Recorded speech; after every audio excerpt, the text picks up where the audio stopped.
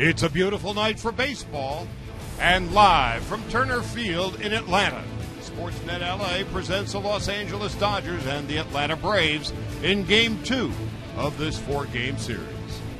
And welcome to the dog days of August. Charlie Steiner, Oral Hershiser, Nomar Garciaparra. The Dodgers in the midst of 20 games in 20 days. This is Game 15, 9-5 so far. First place in the National League West by 5 games over the San Francisco Giants. It's the largest lead they've had all year. So with all of that, D. Gordon, Adrian Gonzalez will have the night off. Some lineup alterations we'll attend to in a moment. Most importantly, though, Dan Herron, coming off one of his best starts of the year, makes the start tonight. Yeah, the coin kept coming up tails for him when he flipped it for about 5 outings, but he turned it over, and it was an outstanding outing against the Angels in his last outing. He is looking to repeat this outing. Dan Herron was consistent. He was comfortable with some of the changes that he's made, especially throwing the slow curveball to steal some strikes. But the thing that really got to me was the fact that he was executing all his pitches and was able to put hitters away. If he can do that against this Atlanta lineup that strikes out an awful lot, he should have another good outing. As mentioned, D. Gordon has the night off tonight, so Carl Crawford batting leadoff. Last 4 or 5 days showing signs of life with the bat. Well, just before his ankle injury in May 27th, he was swinging the bat very well, and he was playing left field on a consistent basis. Now the ankle is healthy. The legs are back underneath him. He's getting to play left field on a more consistent basis, and with that is coming with the bat. Last night going 3 for 4 with a pair of RBIs, and if you look at his last 8 games, he's hitting near 400. Even the ones when he's making outs, he's squaring the ball up hard, hitting it more consistently, and hopefully that carries into today. Dan Herron pitching for the Dodgers tonight. The lefty Mike Minor goes for the Braves. We're going to take a break, come back with the lineups and first pitch from Turner Field in Atlanta.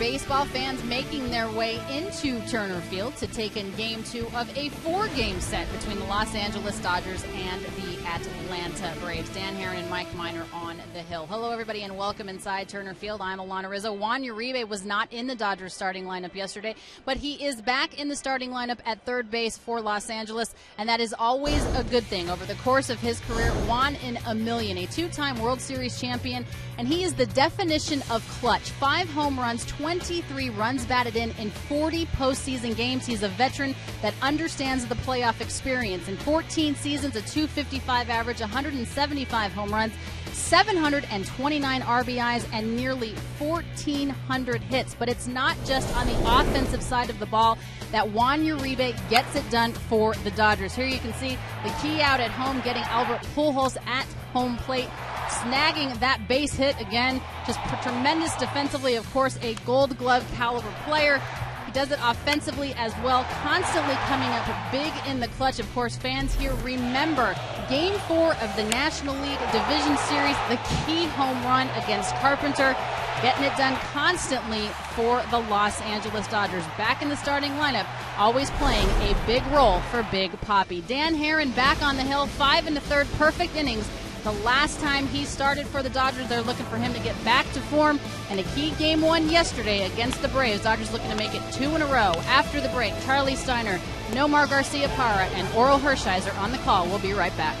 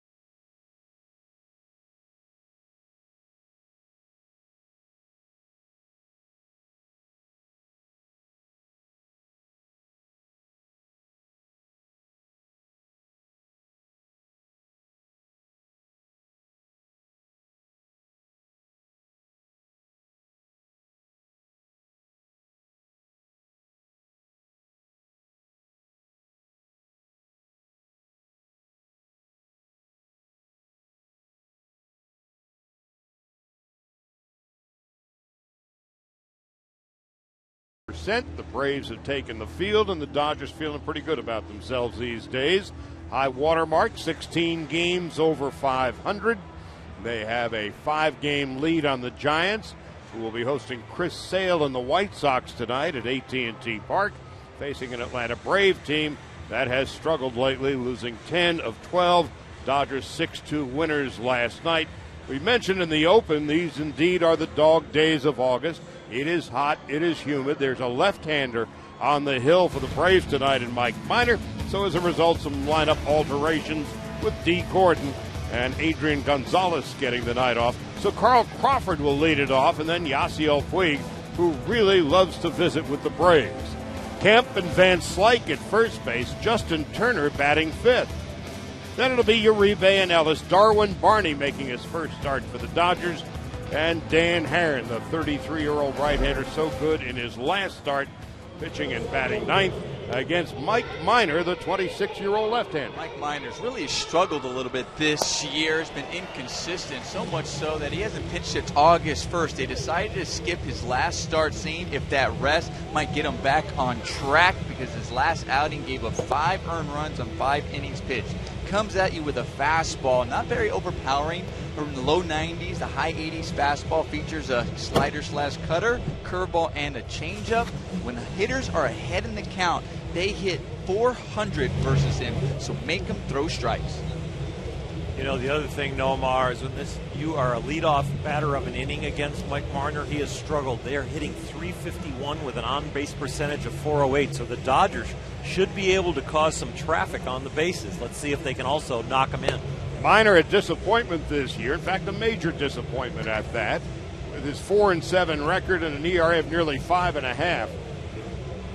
Coming off a year last season when he was 13-9 and a 3.21 ERA, and he was a first-round pick, 7th overall by the Braves in the 2009 draft. So he needs to right his ship. So too the Braves, who begin the night 4 games behind the Washington Nationals in the National League East. Dodgers 4-0 against the Braves this year, swept the 3-game series in Los Angeles. Winners last night as Crawford steps in, and we are underway. Strike, and it's 0-1. Crawford at .248, 57 hits and 230 at-bats. As Nomar mentioned in the beginning, he has really hit the ball considerably better in the last week to 10 days. No balls, 2 strikes. Puig on deck and Kemp to follow. Crawford out of the 1 spot tonight. Down on 3 pitches.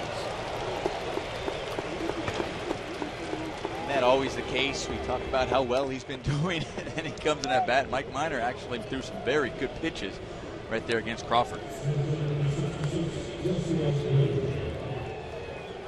Crawford batting leadoff tonight for just the 7th time this year.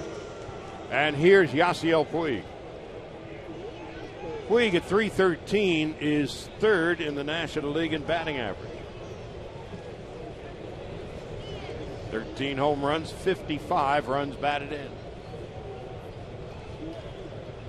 Solid last night. A couple of runs scored, and there's a strike. 4 pitches, 4 strikes thrown by Mike Minor. Of course, this is a Braves team, pitching in particular, that has been devastated by injuries all year long. 1 ball and 1 strike. Brandon Beachy, Chris Medlin, Johnny Venters, Gavin Floyd, all Tommy John surgeries. And so they've had to mix and match as the season's gone on. 2 balls and a strike. Chris Medlin, all he can do is watch, and that's Brandon Beachy. It's a staff that was so plentiful with great arms and young arms that they let Tim Hudson go. Into right, Hayward. Defensively tonight behind Minor. You saw Hayward in right, then the Upton brothers, BJ in center and Justin in left. Chris Johnson, Emilio Bonifacio at shortstop. Andrelton Simmons still sidelined with a bad ankle. LaStella came out of the game last night in the first inning with what turned out to be nothing but a cramp in his right hamstring. Freddie Freeman at first, and Evan Gaddis is behind the plate. So quickly 2 out and nobody on, and Matt Kemp stepping in. Kemp batting 3rd tonight. So it's a different lineup tonight, what with Gordon and Gonzalez out, and the lefty Minor delivering. Minor on the year. This is his 18th start. In 98 innings, he has given up 18 home runs. Beware the long ball. Aaron has given up 22 home runs in 134 innings. This ballpark has a tendency to hold the long fly ball. That would play into Dan Herron's hand. Didn't give up any home runs in his last outing against the Angels. Into center field. Drifting in is Upton. And an easy inning for Mike Minor, needing just 10 pitches to retire the Dodgers in order. Dan Herron's 24th start when we come back.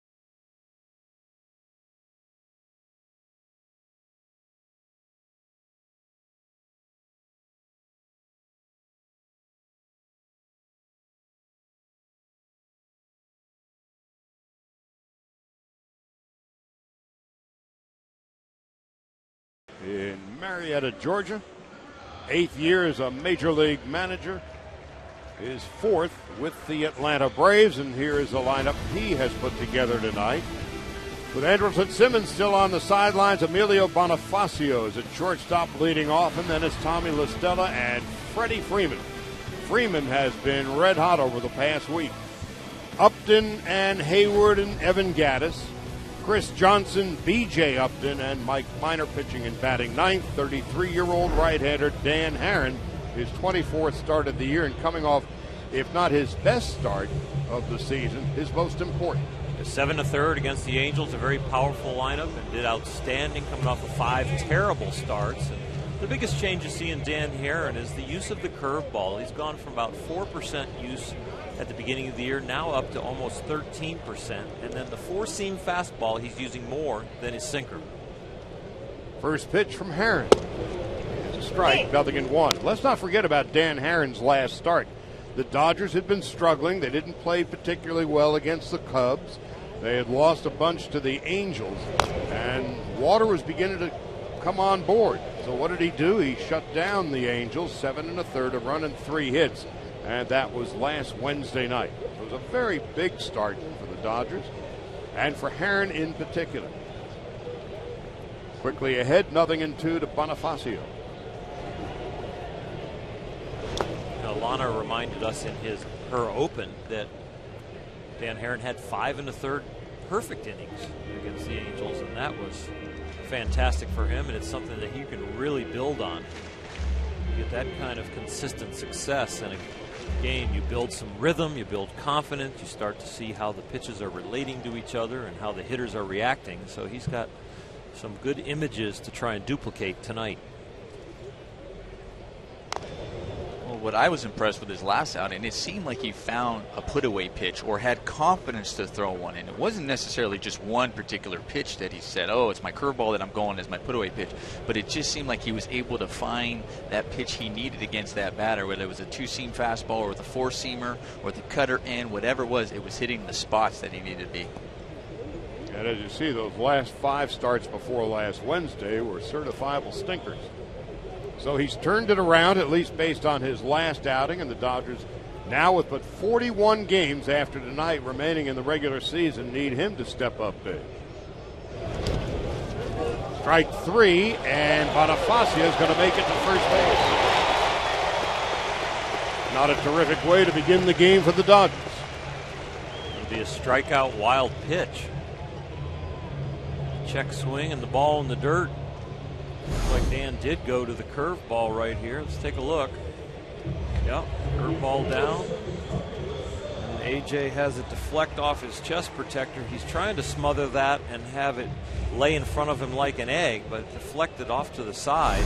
Once it got that far away, and especially the angling away from first base, pretty easy to get there with Emilio's speed. So the Braves get a gift, and now Tommy La Stella batting. Last night, the Braves were struck out 11 times by Dodger pitching. The Braves on the season averaging about 8.5 strikeouts per game.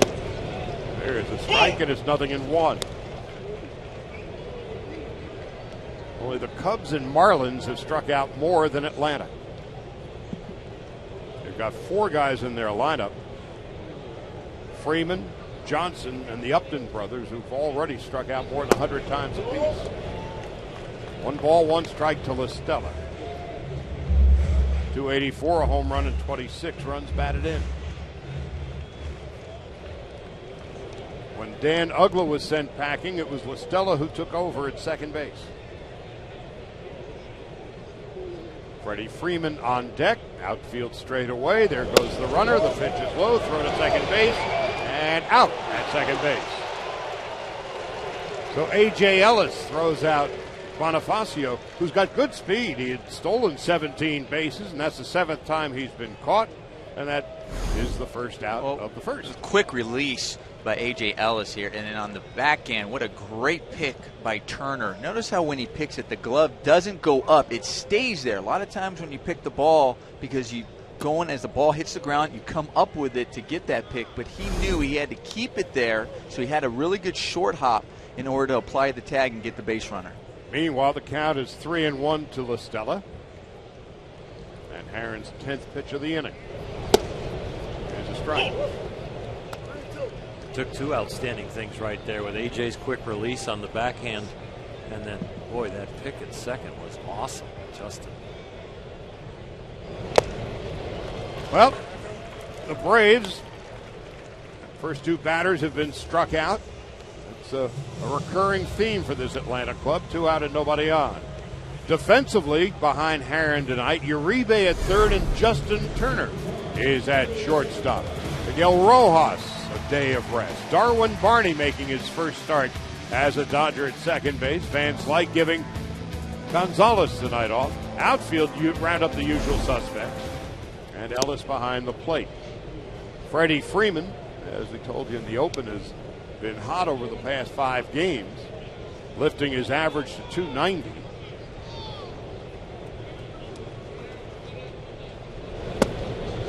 Two balls, no strikes.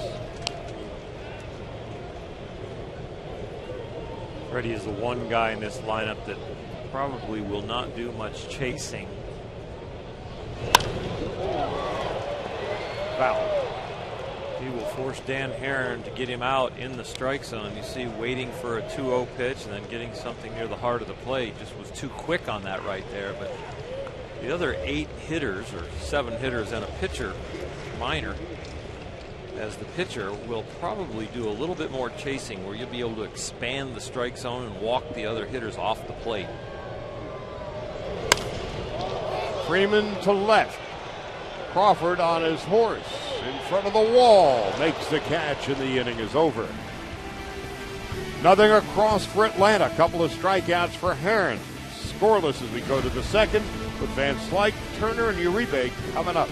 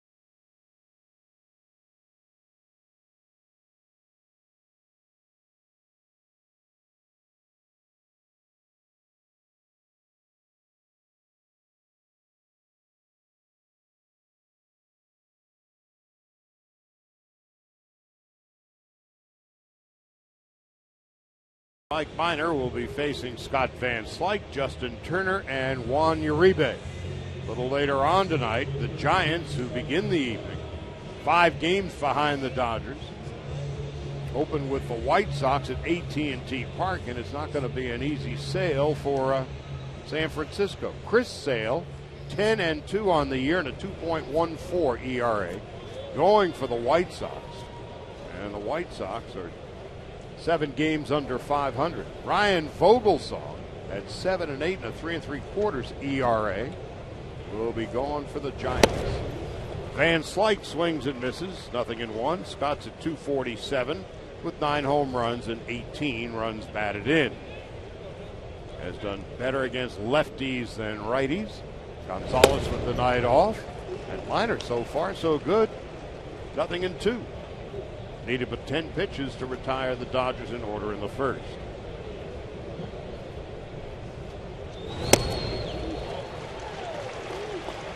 One out and nobody on. Morning, good afternoon, good night. Mr. Minor, who has accused himself of overthinking, didn't think much there.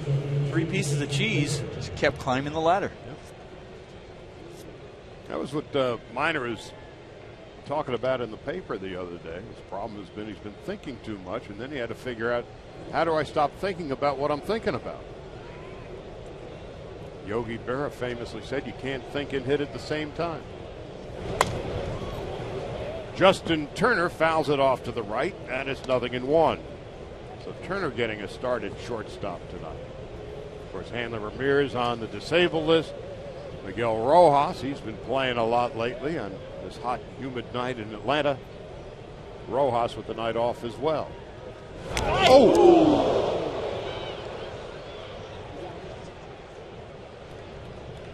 That's why they wear the helmet. Stan Conti comes running out.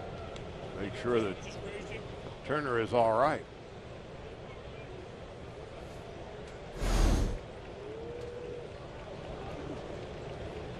Ear flag.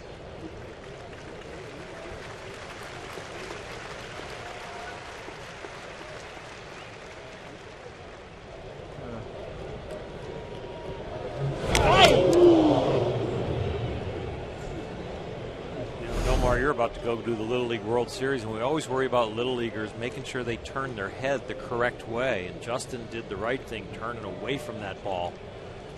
Little League, we see kids kind of open up and try and get out of the way. Yeah, no, you're exactly right. He turned it in, and I think it might have caught like some of his back a little bit, and then ricocheted off his back to his helmet, and it's a good thing. He looks okay. I'll tell you, you see Mike Minor come off the mound too and come over and check to make sure, knowing that ball just got away from him. We have another look. Turn that way. There it is. Boy, if he turns the wrong way, right, we got a problem. Up until the 50s, batters did not even wear helmets. And Uribe with a base hit into left field. The Dodgers have something going here in the second. First and second, 1 out. And initially, they used to put an insert inside the cap. And then finally, I think it was the Pittsburgh Pirates were the first team to actually come up with what looked like a construction helmet. And then as the years went on, helmets then became required. And only in the past few years now do they have the ear flaps.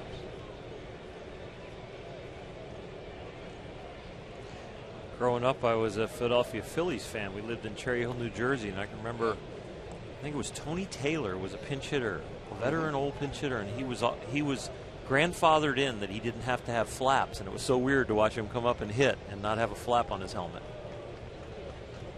Norm Cash, the old Tiger first baseman, left-handed hitter, was one of the first to put on the hard helmet. It was a macho thing in those days. I'm not going to put a hard hat on. No. Now A.J. Ellis takes inside, 1 ball, no strikes. Ellis at $185 hit his first home run of the year the other day in Milwaukee. Lives in Wisconsin, not far from Milwaukee. Darwin Barney on deck. Outfield gives A.J. Ellis a lot of room in left center. 1 ball, 1 strike. The Upton brothers, Justin in left, B.J. in center. And Jason Hayward, the only one illuminated by the sun, in right.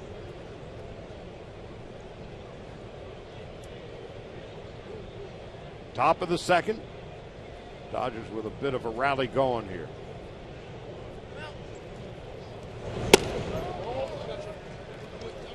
Two balls and 1 strike to A.J. Ellis.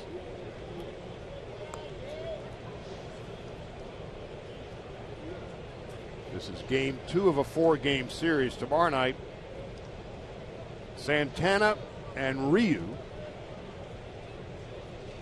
Here's the 2-1.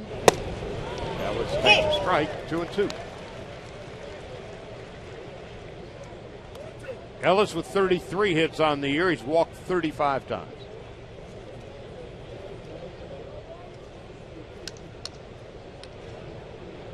Dodgers 4-0 this year against Atlanta.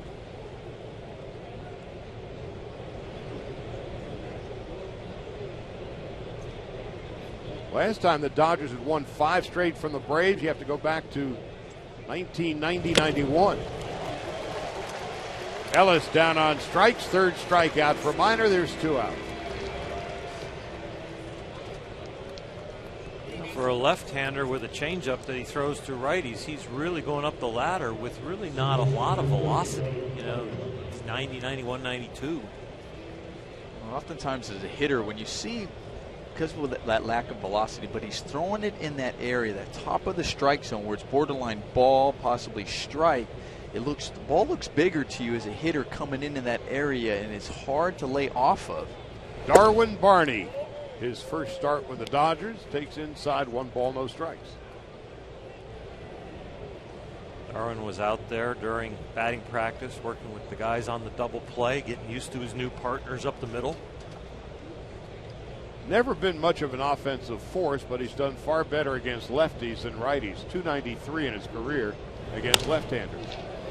And into short right field, this could be trouble, and it's going to drop in for a base hit. Throw over to third base. That's not going to get Uribe as Turner comes in to score, and the Dodgers take a 1-0 lead. A little parachute job into short right in front of Hayward behind La Stella. 1-0 Dodgers.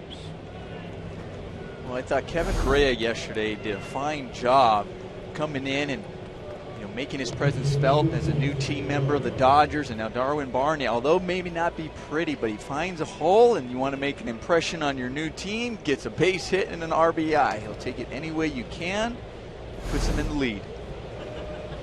So Darwin Barney, welcome to the Dodgers. Dan Herron, a pretty good hitting pitcher, takes high and away, 1 ball, no strikes.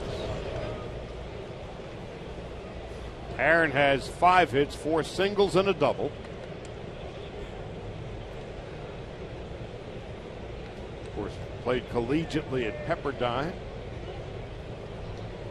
Originally from Monterey Park, lives down in Orange County now, and takes outside, 2 balls and no strikes to Dan Herron.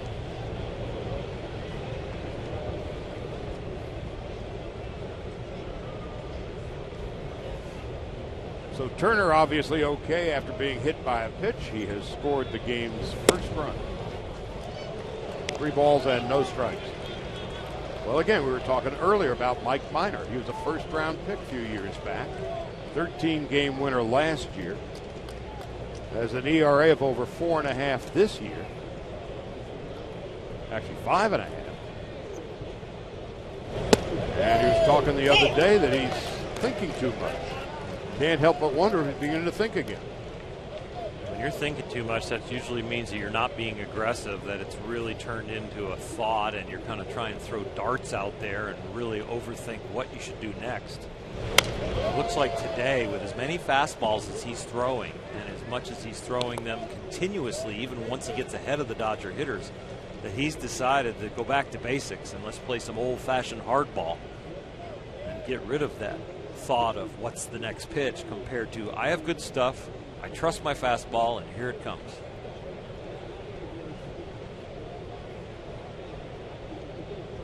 Three and 2. Barney will be off and running. There he goes. Here's the pitch and a foul back. Second time around the order, it'll be interesting to see if the Dodger hitters pick up on his philosophy and have done that scouting, because he is not pitching anything like probably what they've seen on film. Yeah, he was really trying to mix up his off speed a whole lot more in his last outing. Again, the 3-2. Gaddis and Freeman run out of room. And this is a guy who's looking for answers. He is, in the second half of the season, he's 1-2 with an 8.59 ERA.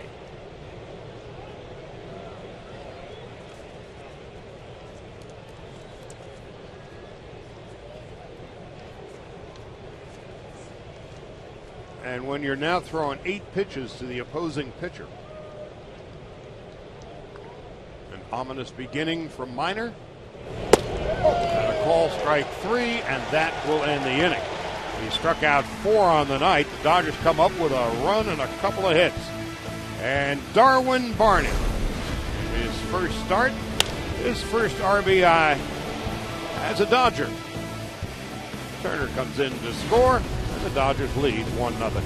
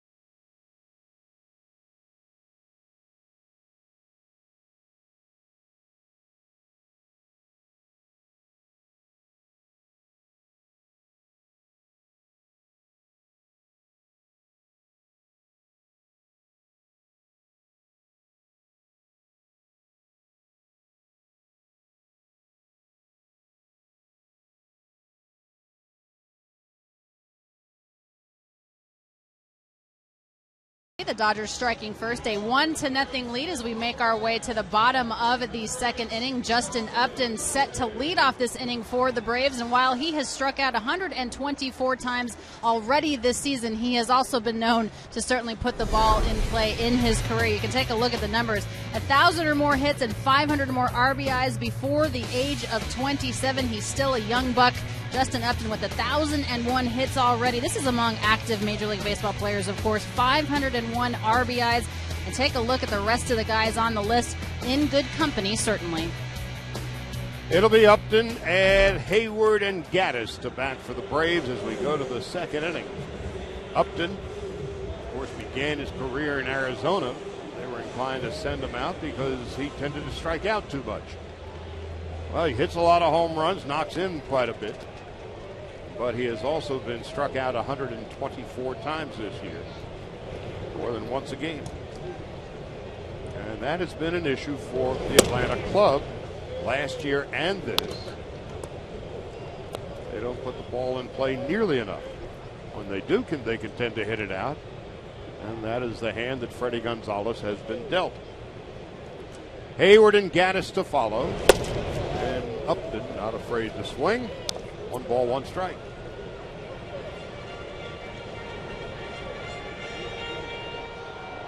So there's the Atlanta Braves. Only the Marlins and Cubs have struck out more. So they've struck out about 70 more times than the average in the National League.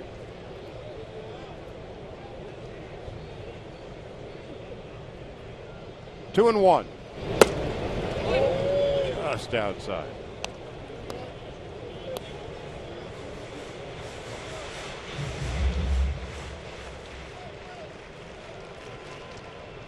The Braves at the moment 4 games behind the Nationals. Into center field, Puig is there. What's been fascinating about Puig, there was so much talk about, will they move him from right to center? Is he going to run into the other guys out there?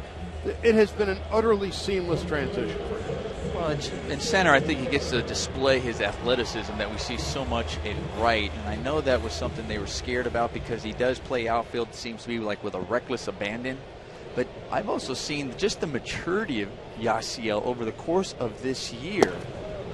You know, so much has been said about him last year. How is he going to react? He doesn't learn. It's always, but I have to throw that out the window because he does learn. If he makes a mistake, we're not seeing him make the same mistake over and over again. Hayward takes outside. He's trying to make the adjustments. They go talk to him. He takes it seriously. We also see him go out there and work on it as well the next day. So in center field, it really has seemed seamless. You know, he is in a position now that every ball that is up, he is the captain. You know, he can call off the shortstop, he can call off the second baseman, he can call off the left fielder, he can call off the right fielder. So now that aggressiveness, he doesn't have to have quite as much thought. So all the other fielders, when they hear his voice, they know to get out of the way. Retreating is Justin Turner.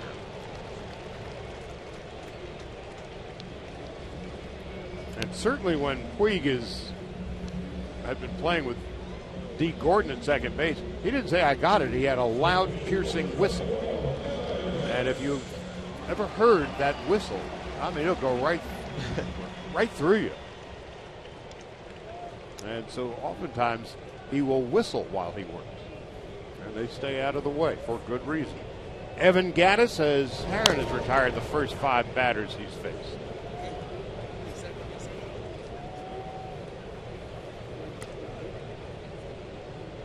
Gattis essentially is the catcher by necessity. In a perfect world, he might be in left field.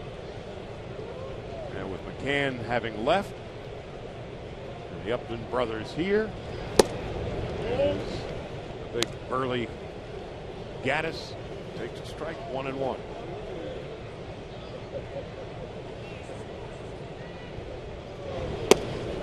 Boy, he's a throwback. No batting gloves. Crouch. Chokes up a little bit. Grip it and rip it. That's like a Paul Bunyan, right? Right. He's got an axe.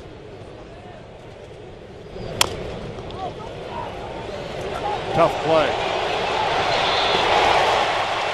Uribe did all he could with an impossible situation, and Gattis with a 2-out infield hit. Well, you're a third baseman. You're playing way back in the infield because Gattis isn't thinking about bunting. And you know when he makes contact, square it up, it comes off his bat hard. So this one he mishits, he's got a little number out in front. And he was hustling down the line because as a hitter you can smell that could be a hit. And Uribe really had just no chance of getting him at first. He was playing far back like he was in Roswell. Yeah.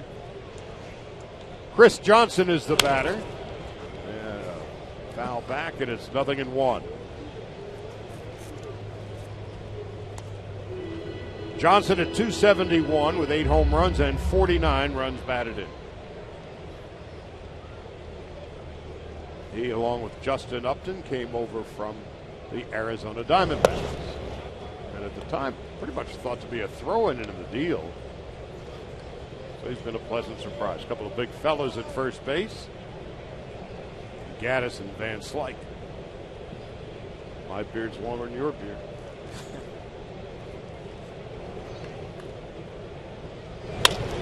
Lined into right field for a base hit. Gattis will go to third. Good base running for Gattis, even with 2 out. He saw how far back Kemp was, how soft the line drive was, so he was able to get to third. First and third, 2 out. Turnabout fair play. Darwin Barney's blooper got a base hit and an RBI for the Dodgers. This extends the inning from Chris Johnson for the Braves. And you're right, Charlie. It was good base running because you do not want to make the third out at third base, but Gaddis knew he had it easily. It was a product again of Kemp playing so deeply.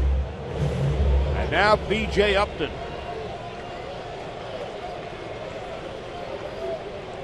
Upton at 210, and he has been struck out 146 times. He has good memories of facing Dan Herron. The only one in the lineup that has a home run off of Dan Herron is Mr. Upton here, and he has 5.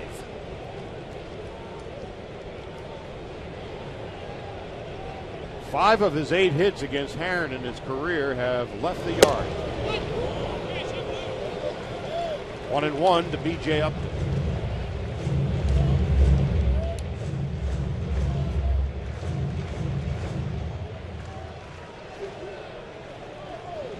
First and third, 2 out. An infield hit and a little humpback liner to right. Herron missing outside, 2-1.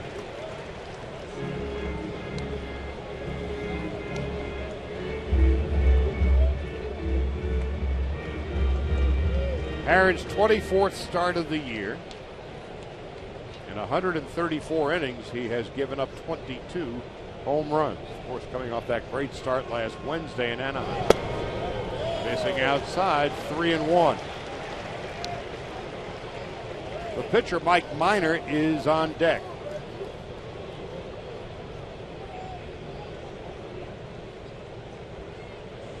B.J. Upton, but a career .248 hitter. Herron walks him.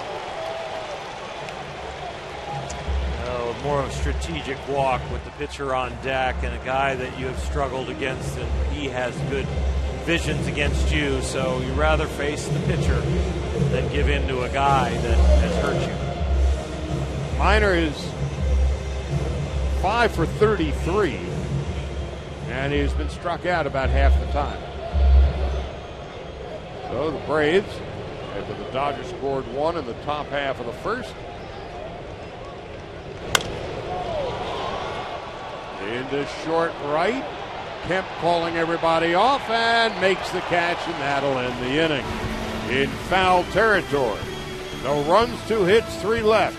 Top of the order for the Dodgers in the third, including Crawford, Puig, and Kemp.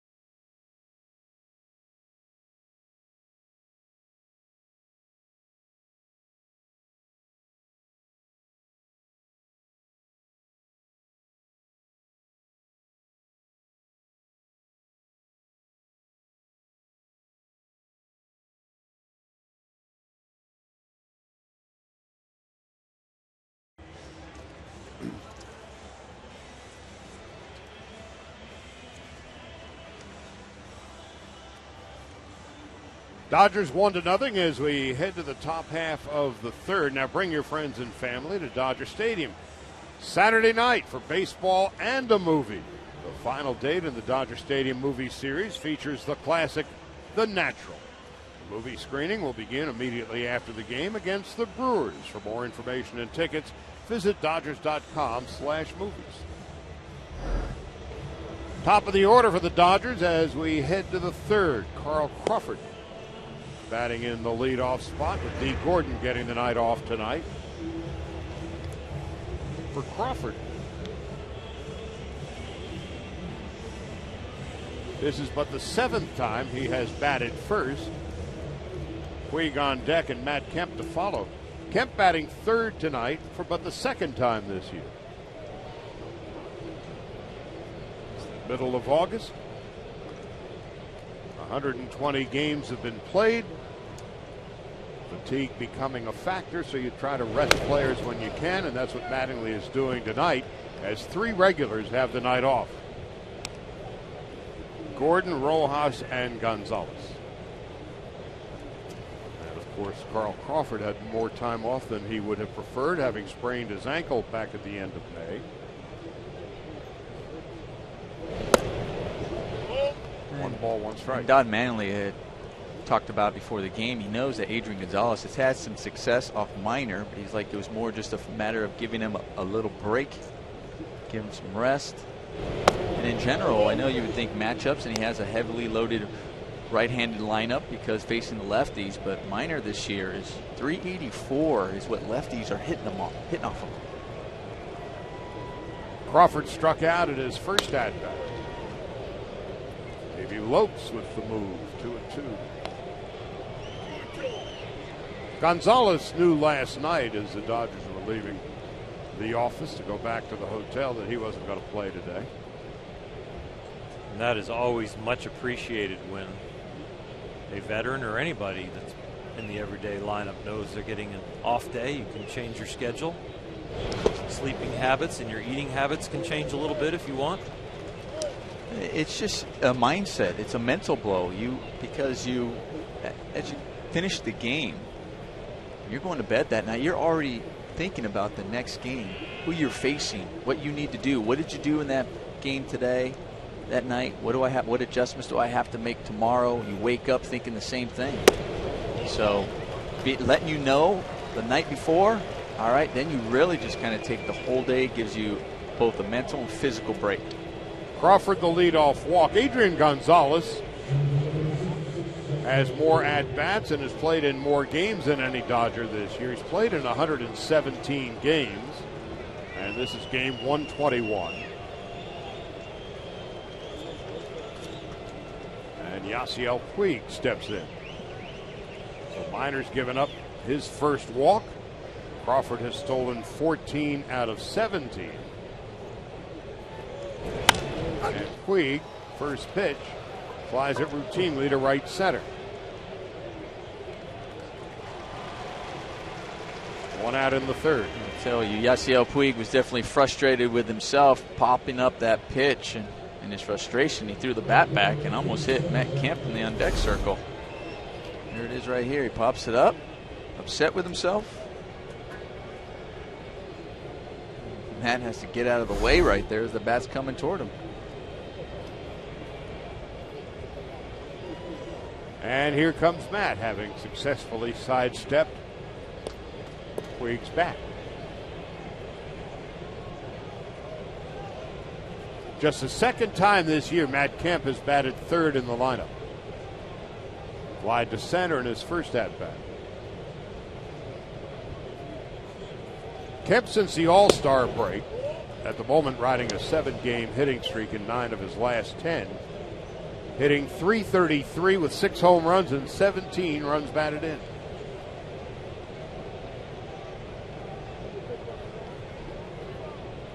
Heating up as the weather has.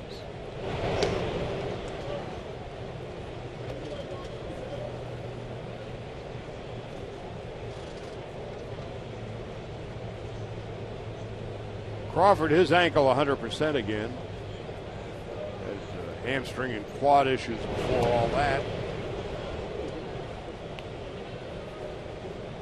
And if you're thinking about stealing, often base stealers think about going on this one on first move off a lefty, because he kind of gave you one just to show you, and that was his good move. And then you're thinking, okay, he doesn't want to go over it again. And the only reason I think Crawford stayed there was he slid step on that one. But usually that's your mindset as a base stealer. Like, all right, you tried going after me twice. You showed me a really good move. I got back easy. You don't want to come over here again. You probably say, all right, he's not stealing. I'll focus on the hitter, and that's when you take off. In 2009, Crawford stole 60 bases for Tampa.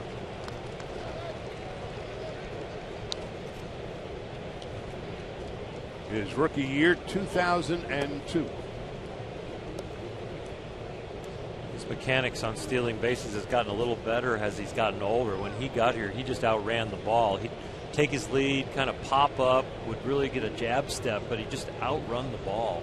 Did not have real good mechanics on how to steal a base, but he's maybe lost a step since then, but the mechanics on the stealing have gotten better.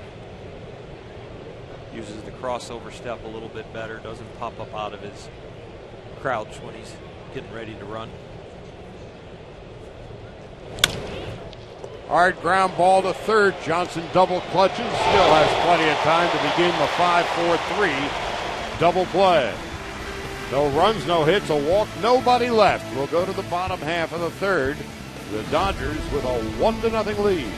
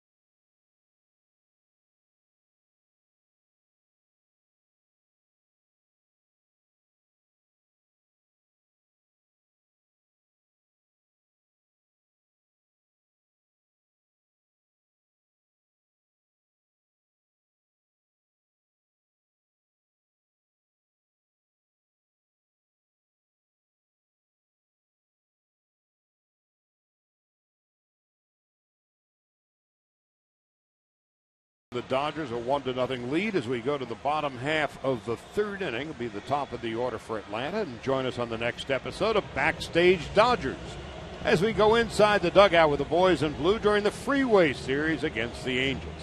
Don't miss this new episode of Backstage Dodgers Thursday night at 7 right here on Sportsnet LA. So Dan Herron got into a 2-out jam, but was able to wriggle out of it when Mike Minor, with the bases loaded, fouled out. Braves with the top of the order in the bottom of the third. Bonifacio starting at shortstop again. With the injury to Andrelton Simmons, the ankle. They were hopeful that Simmons would return tonight. Not to be. Might be able to pinch hit. They're not even sure about tomorrow as Bonifacio fouls it back. 1-1 Simmons twisted his ankle fielding a throw from the outfield at third base in Seattle last week. All he can do is watch at the moment. Into left field, an easy play for Carl Crawford.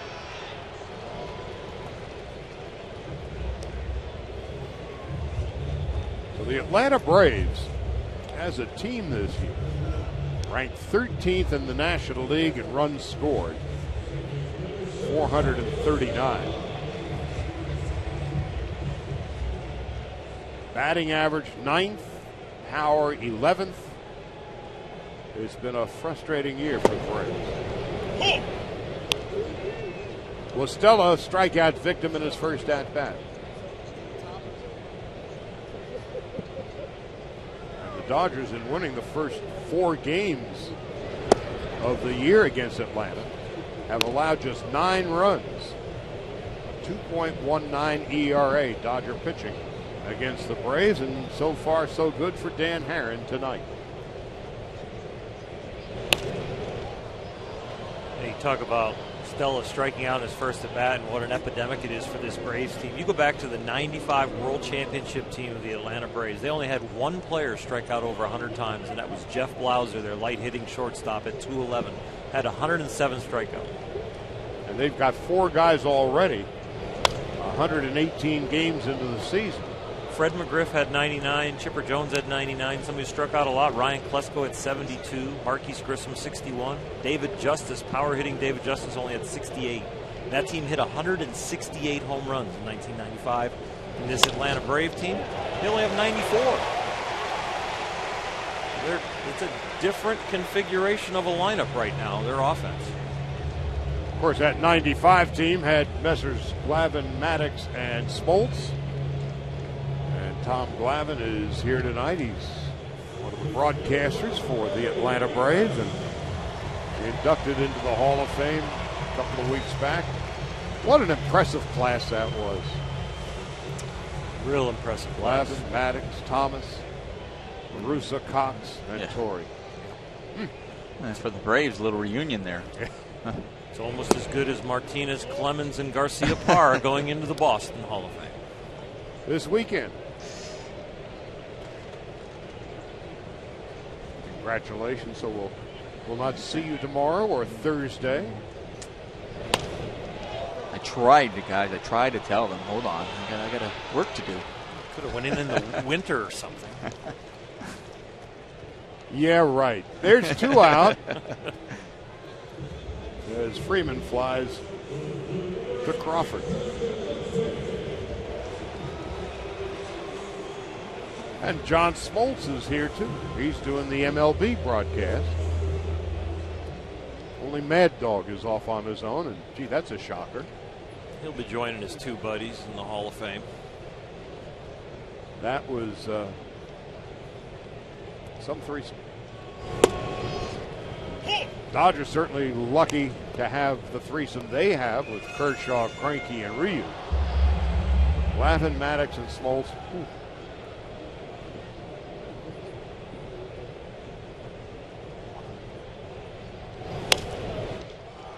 In the short left center field, Puig is sprinting in, diving, and can't make the play. As a result, coming around to score is La Stella. And the Braves have tied it at 1. Once it kicked off the glove of Puig, smooth sailing for La Stella, who is running with 2 out.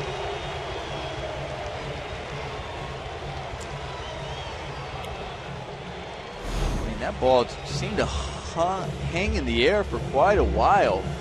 You're thinking, okay, you think that Carl Crawford might have had a beat on it, but he really wasn't close to it. And then you see Yasiel just on a dead sprint, so he's just trying to make the play. And like you said, because Yasiel ends up getting the glove on it, trying to come up with this play, it kicks away, and that extra kick allows the runner to score. Well, this is such a spacious outfield in Atlanta. Jason Hayward is the batter. 335 down the left field line, 380 in the power alley and left center, 400 straight away, 390 in the power alley and right center, 330 down the line and right. Hayward foul tips it, and it's 0-1. So those 3 outfielders, as you take a look, have a lot of room to roam.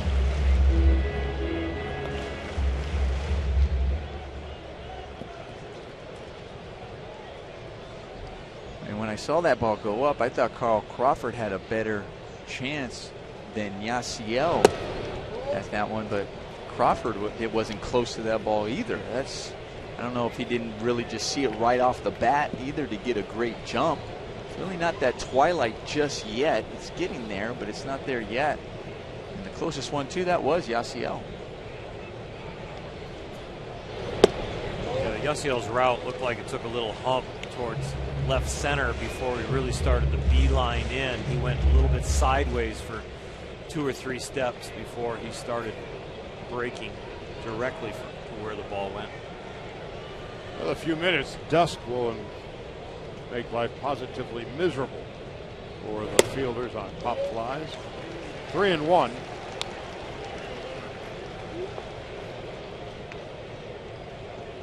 Hayward popped to short in his first at bat.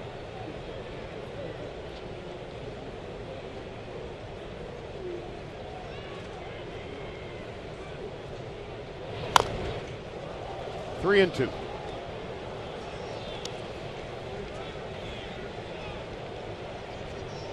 They keep waiting for Jason Hayward to be the superstar that they thought they were getting in the first round of the 2007 draft.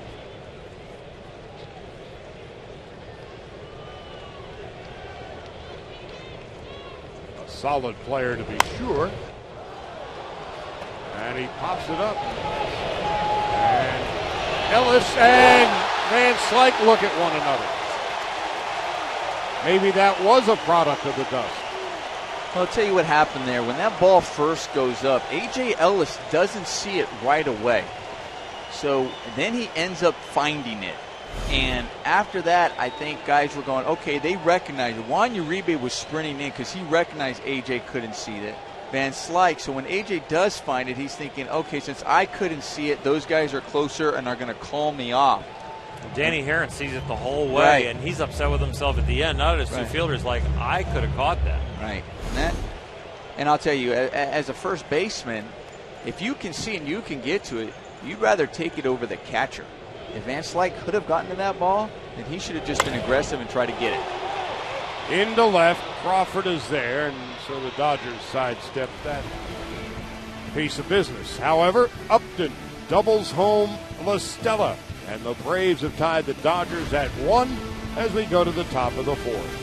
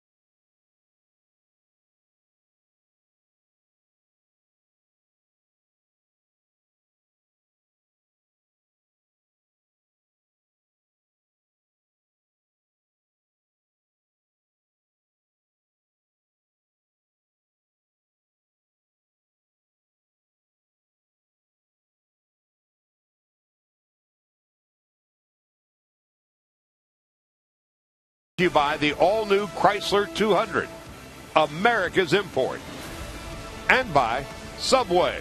Try this month's $6 featured footlong, the barbecue oven roasted chicken melt.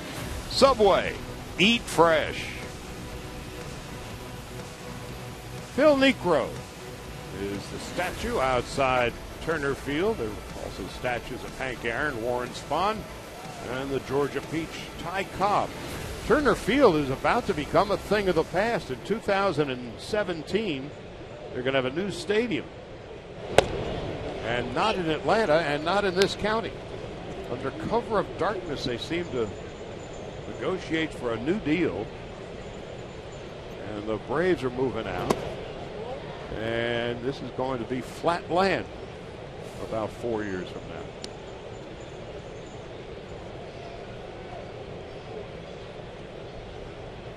Van Slyke, a strikeout victim in his first at-bat, tied at 1 in the 4th. 2 balls and a strike.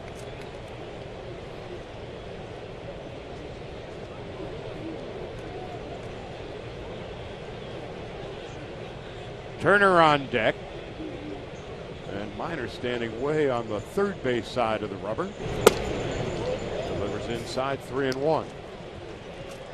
Put Scott away with 3 pitches in the first at bat. Now here he's already seen 4, and he's in a hitter's count, and this is the counts that Minor gets hurt in. To short left. Bonifacio in foul territory, calling off Johnson, first out of the 4th. Van Slyke just missed it. I mean, he took a big swing, recognizing he's in a hitter's count, was looking for the pitch. He got the pitch. I think he was just a little bit too excited when he sees that. Oh, it's a pitch that he could just put it on hit a mile. Yes, and when you see that as a hitter, your eyes get big because you know that's the pitch you're looking for, and you end up just pulling out your front shoulder just a hair, just a little bit, and that makes the bat drop just a little bit, and you get underneath it and pop it up. Justin Turner hit by a pitch in his first at-bat and would come around to score on a bloop single by Darwin Barney, the former Cub making his first start with the Dodgers, as Turner fouls it off. It's 1-1.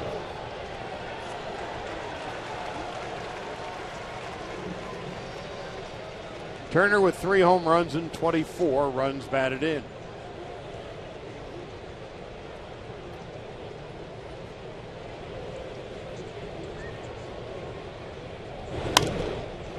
One and 2.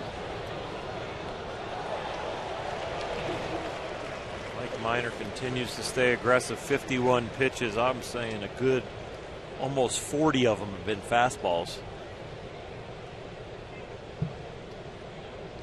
This is his 52nd pitch of the game, upcoming with 1 out in the top of the 4th. Into center field for a base hit. Turner hit by a pitch in his first at-bat. Nearly hit Minor with the line drive in his second at-bat. Almost in the same exact place that he got hit, which was near the top of the back, neck, and the helmet. Look for that. Minor turned the correct way also. Well, Justin did a good job staying on this ball. You mentioned all the fastballs that Minor has been throwing. So as a hitter, you're looking fastball. You're thinking, all right, he's going to be attacking us with fastballs. That's what he's been doing. And then you throw that breaking ball off speed. He stays on it nicely. Didn't pull off of it and drove it back up the middle. Uribe singled to left in his first at-bat. Juan at 297. It seems like he's been right around 300 all year.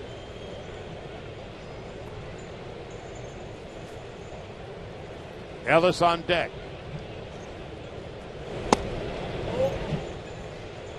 That is 2 balls and no strikes.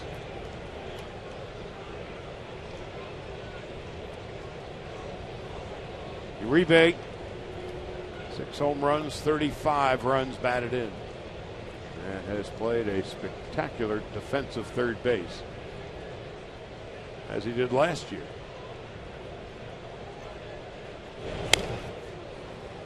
Two and 1. Uribe finished second to Nolan Arenado for the Gold Glove last year.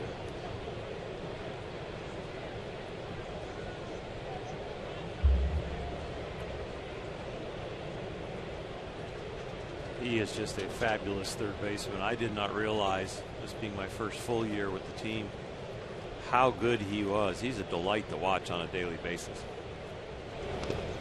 And you have a lot of confidence as a pitcher when you're choosing your pitches and you think, well, this one could get hit pretty hard down to third base. You'll pick the pitch with him down there playing for you. Sometimes your slow breaking balls or your down and in sinkers to right-handers. As a right-handed pitcher, you're gonna, you can look over your third baseman and go, if he hits it, this one coming to you. 3-1. Turner leads from first, and Uribe drills up, base hit into left field. He's 2 for 2.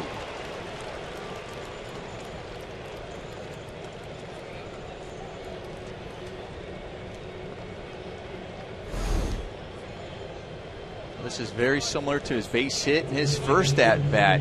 Just getting the barrel out there, out in front, and just pulling it in the hole between short and third. I played with Bill Madlock, and Bill Madlock said that one of the tips for hitting that he used to give young hitters: slow feet, fast hands. And that's what Uribe looked like right there. Just nice slow feet, calm approach, got the front foot down calmly, didn't jar his head, and then here come the hands, and they just exploded. A.J. Ellis, strikeout victim in his first at-bat, hitting 184. 1 home run and just 12 runs batted in. For Ellis, this is his 180th at-bat.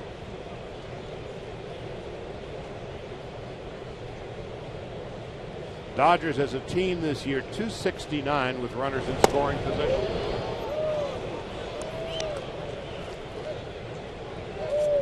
A ball and a strike, in and out. Top half of the fourth, each team with a run and 4 base hits. Turner at second, Uribe at first. If there's a hitter in the Dodger lineup that wants to get hot so bad, it's A.J. Ellis. I mean, he is such a big part of the equation on defense. Runners go, lined into center field, and a double play upcoming. When you're hot, you're hot. When you're not, you're not. And A.J. Ellis is not. No runs, 2 hits, 1 left after 3.5. Dodgers and Braves, 1-1.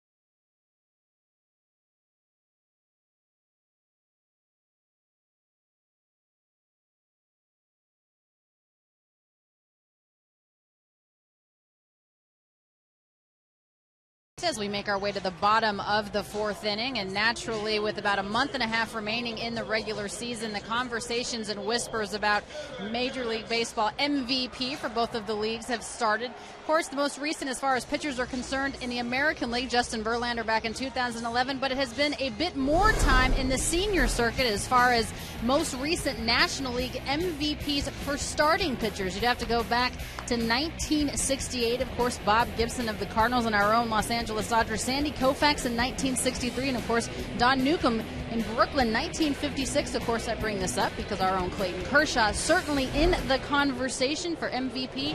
And can a pitcher do it, you guys? Should they? Well, Verlander did a couple of years ago, and Verlander now has shoulder issues, and that is a big problem for a Tiger team that's struggling. Kershaw, only 19 starts, 14-2. The Dodgers 16-3 when he makes the start. Oral, you and I were talking a little bit ago, and I'm at this point, again, broadcasting for the Dodgers notwithstanding, thinking he is as viable a candidate as anybody in the National League. And making that play on the suicide squeeze the other night was another reason on his impressive resume for this year.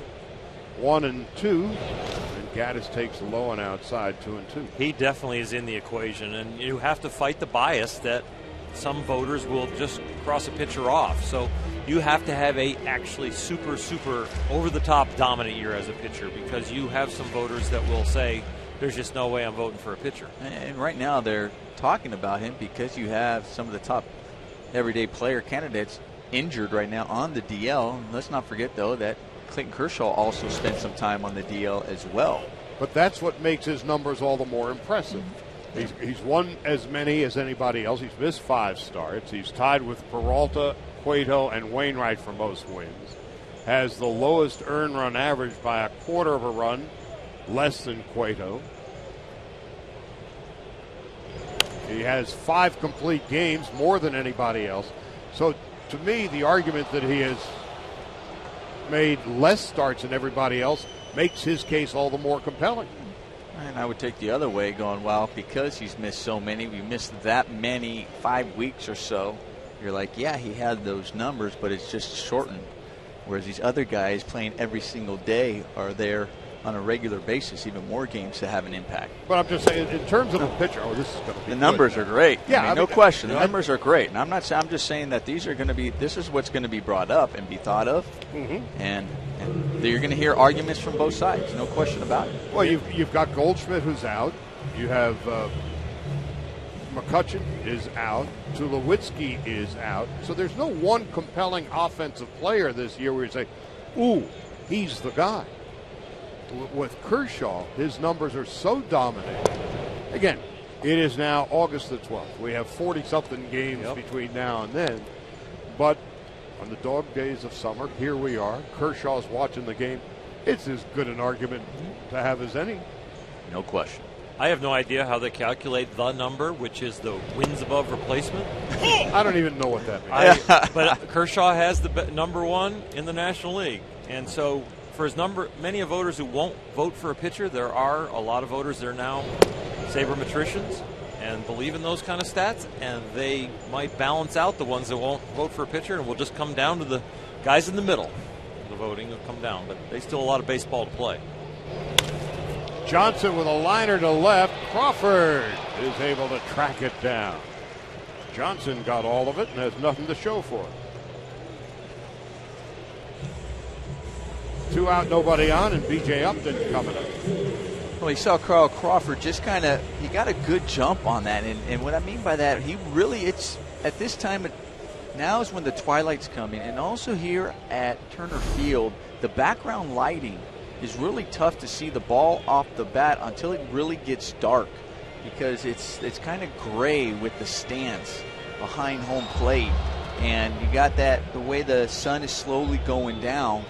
So you saw Crawford kind of hesitate, and then he opened the right way in order to get a good angle on that line drive. To left field, B.J. Upton has just given the Braves a 2-1 lead with his 9th home run of the year and his 6th in his career against Dan Herron. Herron serves up his 23rd home run of the season.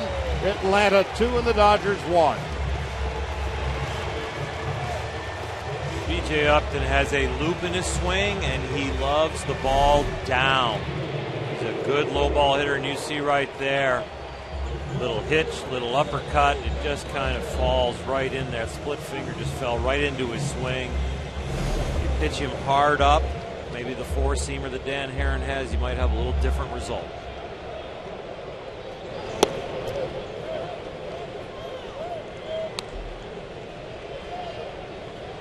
So Upton with the home run, the Braves with the lead, and Mike Minor pops it into short center field.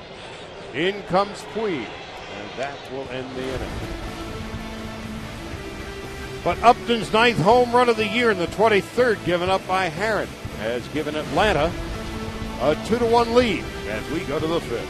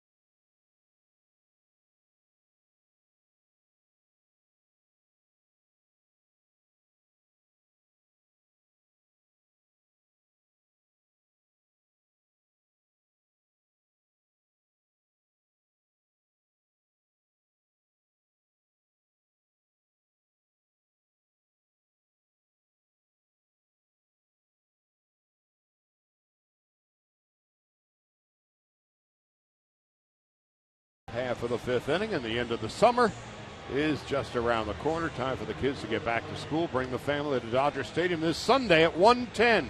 Brewers are in town. The first 15,000 kids, 14 and under in attendance, will receive their own Dodger lunchbox. Compliments of Farmer John. For tickets, visit Dodgers.com/promotions. Darwin Barney, who blooped a single to right that would knock in Justin Turner in the 2nd inning, gave the Dodgers a brief 1-0 lead. Atlanta would score 1 in the 3rd, 1 in the 4th. B.J. Upton home run. Has 9 hits against Dan Herron, 6 of them for home runs. So Atlanta with the lead. Barney on 1-0. Takes a strike.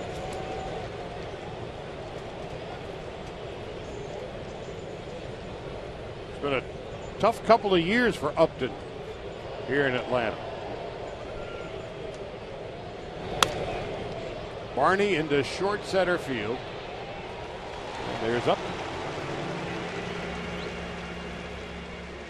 I'm sure Upton really enjoyed waking up this morning, reading the paper, front page column in the Atlanta Journal-Constitution.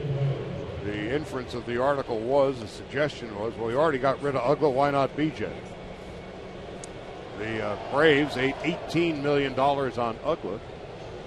And BJ, after this year, is owed $46 million. Oh, that's a larger bite. Did they? Was that at the end of the article? Say, ooh, larger bite. That's probably why right now, maybe not. I think the inference was bon appetit or bonsoir.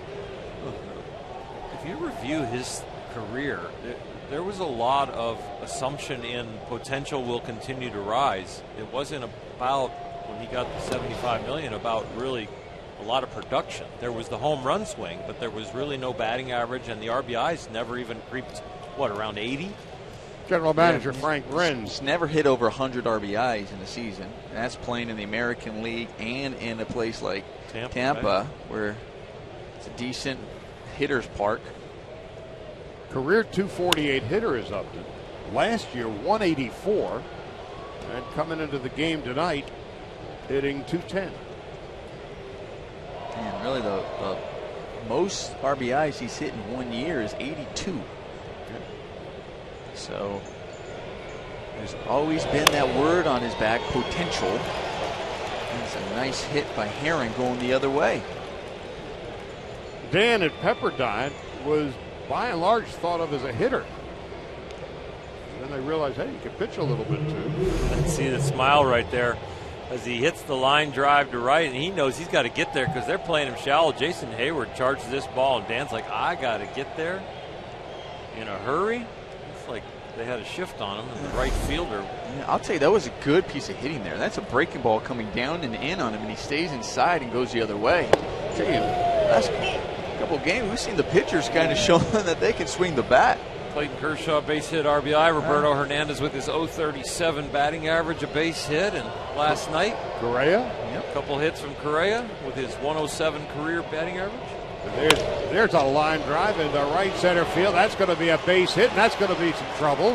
Herron will be held at third, and Hayward does a great job from keeping the ball going to the wall. And if it does, Herron scores easily, and Crawford is at third. Instead, the Dodgers have second and third with one out. And when that ball hit the ground, it kind of checked up a little bit. It didn't skip and slide through. And that allowed Freeman right there. See that bounce? It just kind of went up. Yeah, it had some backspin, so it allowed Hayward to get to it as quick as he did. And I think they were thinking about holding Herron. If it gets by him and all the way to the wall, then they'll think about sending Herron. But once it didn't get by Hayward, it's like hold him up there. Let's trust the middle of our lineup to do their job and try to knock this run in. The piano mover was just getting the piano off the truck and getting it ready to put on Dan's back around third, and Lorenzo just said, whoa. He was playing chopsticks. Yeah, there wasn't a lot of speed coming around third there, even if that ball goes to the wall. Now Puig with runners at second and third. Yasiel's been terrific all year with runners in scoring position. He fouls it back. It's 0-1. Puig since the All-Star break, .333. And a .421 on base percentage.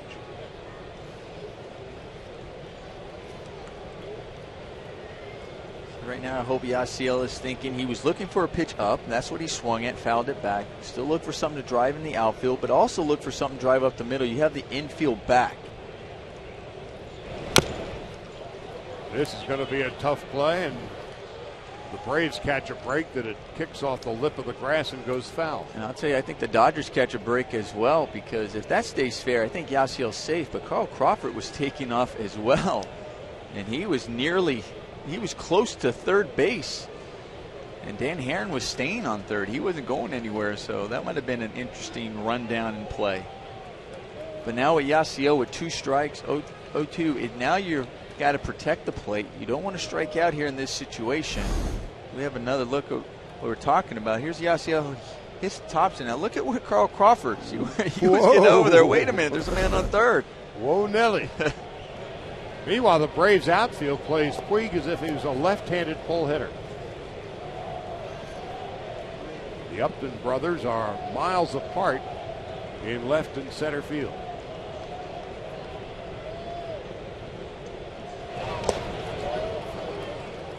See, here's the time. This is what I'm talking about here. You still have the infield back. Ground ball can still get that run in from third. You know, we've seen some managers in this situation, once the batter gets 2 strikes, sometimes just break, crash in, and try to see if they can take away or try to, because if the hitters just say, oh, I just have to put it in play, and they're just going to be kind of light hitting, get that ground ball and keep the runner at third base. On 1 and 2. Heavenly shades of night are falling. It's twilight time, and now as you take a look above the stadium, this is going to be a next couple of minutes. It's that kind of leaden gray color where the ball can easily be lost. Kemp is on deck. Herron at third, Crawford at second. Dodgers trail 2-1. Puig is flied to right twice. So that's why Gonzalez has his defense playing Puig as a left-handed pull hitter.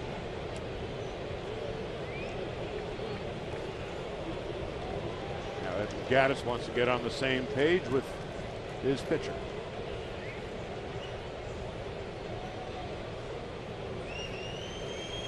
To review the backstory on Mike Minor, talking about coming in this start, the problems were I was overthinking, and he has been very aggressive when there's been nobody on, but the game has slowed down and actually needed a conference here to figure out what he's thrown, and he has thrown everything to Yasiel so far. And this is his 75th pitch of the game, and it's a slow chopper. Herron coming in, he will score. The throw to first, out by a half a step. First base umpire Mark Ripperger is there with the emphatic punch out. No argument from Puig or Davey Lopes. Dodgers have tied the score at 2 on the infield fielder's choice for Puig's 56th run batted into the year. Watch the read by Herron right here. He had a good jump over there at third base, reading that ball off the ground and the chopper, and gets a good jump. He had a slight stumble here by Puig to get down the line. But he's definitely out at first. I've got to give a lot of credit also for Herron getting that good read so he can score. Now Crawford at third with 2 out, and Matt Kemp is 0 for 2 tonight and takes a ball. Kemp 236 with runners in scoring position this year. With 2 out, he's done slightly better. Into short right. Listella going out. Can't make the play. In to score is Crawford. And I think that may have been a byproduct of the sky. Watching Hayward, I don't think he ever saw the ball. And Listella came sprinting out and couldn't make the play. Darwin Barney blooped one in. Matt Kemp now bloops one in. And they are finding the Bermuda Triangle area out there of the Atlanta Brave defense. Tough sky, bad jump, bloop hit. Yeah, Hayward really didn't move. He was just kind of jogging in because he also recognized that he had no chance on that ball. Because like you said, if he didn't see it off the bat, because there was no movement from him right when it was hit. He just kind of stood there. And then by the time he may have picked it up, he knew he wasn't close. So it was really the only chance was Listella at second base, and he couldn't come up with it. So the Dodgers with 2 in the 5th lead at 3-2. Kemp with the lead at first. Van Slyke swings and misses. It's 0-2. Scotty's going to have to guard against some frustration here and really fight through this at bat emotionally and mentally. Strike out on 3 pitches, have a 3-1 fastball right down the middle of the last at bat and pop up on it. Now down 0-2. 1-2. You want to make up for the other 2 at bats all in 1 at bat, and you'll end up with an 0 for 3 with a bad attitude. Bad nights equal bad attitudes.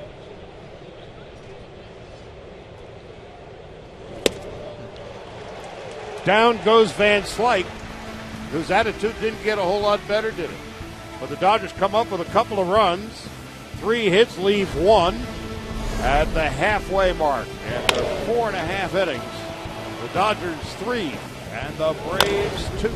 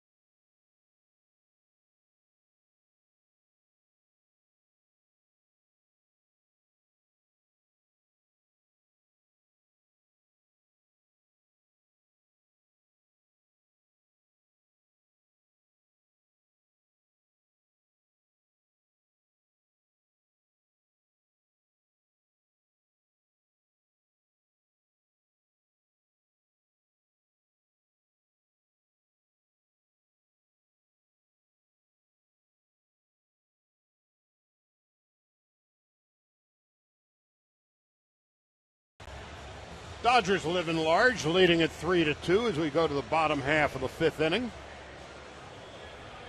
Herron, Crawford, and Kemp with base hits in the top half of the 5th inning. 3 runs and 7 hits for the Dodgers, 2 runs and 5 hits for the Braves. So Herron has a lead to work with. And the top of the order for the Braves in the bottom of the 5th. Last time the Dodgers have won 4 straight against Atlanta this year, have won 5 in a row against Atlanta. Have to go back 24 years.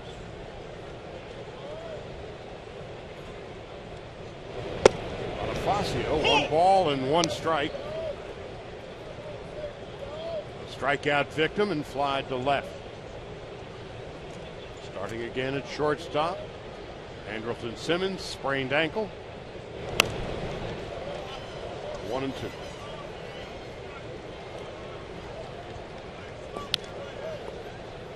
"24 years, huh? 90-91. I was on the team. There you go. I might have a W in there. I like your chances. No more. Take the inning off and look that up. Okay. Whoa! Wow. Whoa! Wow. Excuse me. Wow. That wasn't bad. I look up stuff for you. Oh, no, yeah, I know, but I don't. That's because you by choice. That's not my choice. Oh, Georgia Tech on that one. Strike three. Bonifacio is down. Fourth strikeout for Herron. First out of the fifth. Wow. Yeah. It's okay.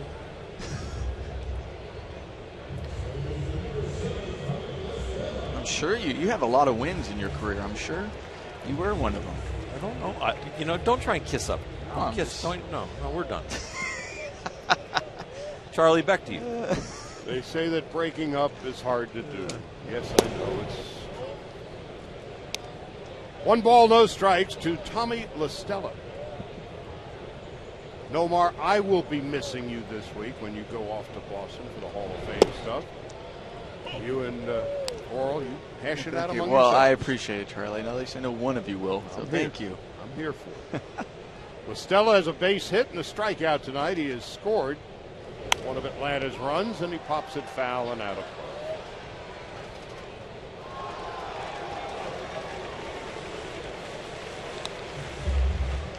Freddie Freeman on deck. Meanwhile, Dan Herron, coming off the terrific start last Wednesday in Anaheim, has given up a couple of runs and 5 base hits. 1 home run to B.J. Upton. He has struck out 4 and walked 1. So after 5 horrible starts in a row with an ERA of over 10, it looks like Herron has found what he's been looking for, or at least what he had lost.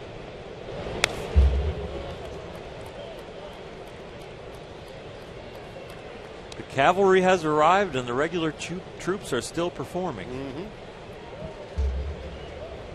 Great outing by Kevin Correa and Roberto Hernandez. Hernandez goes on Thursday. Popped up left side. And Justin Turner calls off Uribe and Crawford.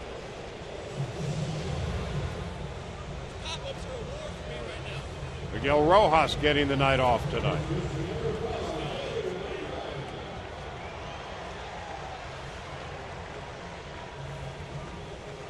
Brings up Freddie Freeman, who has flied to left twice.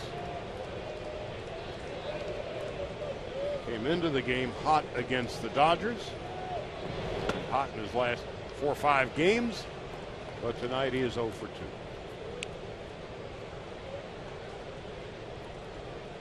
Puig, Kemp, and Barney with the RBIs for the Dodgers, who lead 3-2 with 2 out in the bottom of the 5th.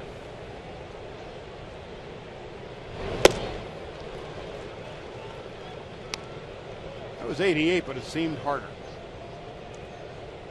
Sounded harder. Yeah.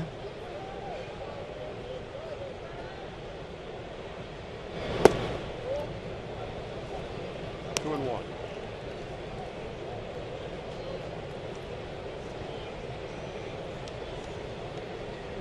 Herron now at his 85th pitch.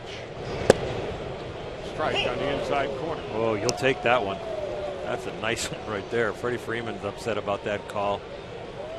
That is a generous inside corner when you get that little 2-seamer that Atlanta has seen forever. That's a Greg Maddux pitch. Inside to a lefty. In the 70s, that was a bad pitch. Pitching coaches and managers say, don't throw it there. Freeman is struck out, and boy, is he angry at Kerwin Danley. Gave him an evil eye as he walked away in disgust. 5 strikeouts for Herron. Nothing across for the Braves. We go to the 6th.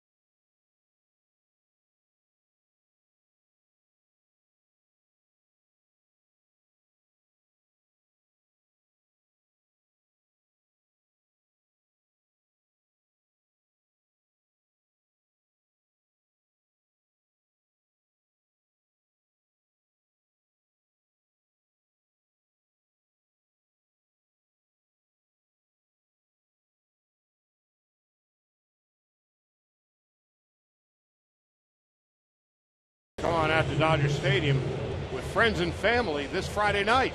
Start your weekend with a bang. After the game against the Brewers at 7:10, you can enjoy a Star Wars-themed Friday night fireworks show presented by Denny's. For tickets, visit Dodgers.com/promotions. It'll be Turner, Uribe, and Ellis to bat for the Dodgers in the 6th. Turner hit by a pitch, single to center, and has scored a run. 3 runs, 7 hits, no errors for the Dodgers. The Braves 2 runs, 5 hits, no errors. Both sides have left 4 men on base. Minor about to throw his 83rd pitch. Will be breaking ball, 1 ball and 1 strike. Turner at the moment at .312. 3 home runs and 24 runs batted in. 2-1. Played some nice defense out there at shortstop tonight. And he has really responded to that. I don't even want to call it a bump in the road. It was more like a crater in the road, that 7th inning in Milwaukee. He just lost his thumb guard. It's back here. Right this way. There it is. That's the thing we saw in his mouth last time when he was on first base and he was adjusting something down there. You could just hear my mom saying, "You gonna put that thing in your mouth?" Yeah. Here's a 2-2. Little chopper slowly hit. La Stella flips. Just got it.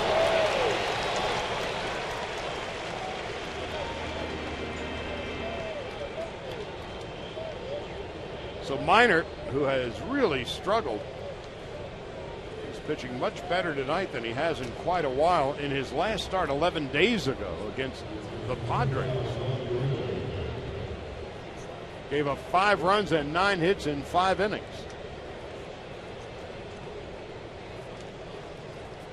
Yeah, the landmark on pitches per inning is somewhere between 13 and 15. You'd like to be for a pitcher. Uribe, who's 2 for 2, is now 2 for 3.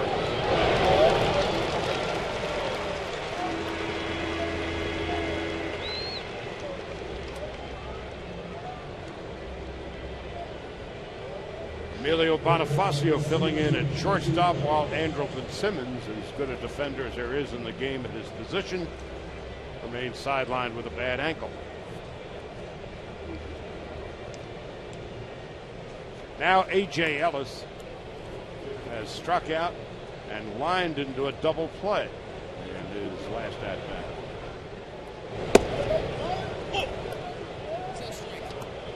Ellis now down to 183.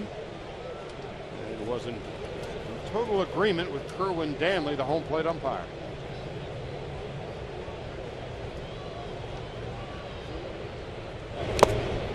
Nothing in 2. Danley, out of Los Angeles, played collegiately at San Diego State and had a teammate named Tony Gwynn. Of course, we lost Tony this year.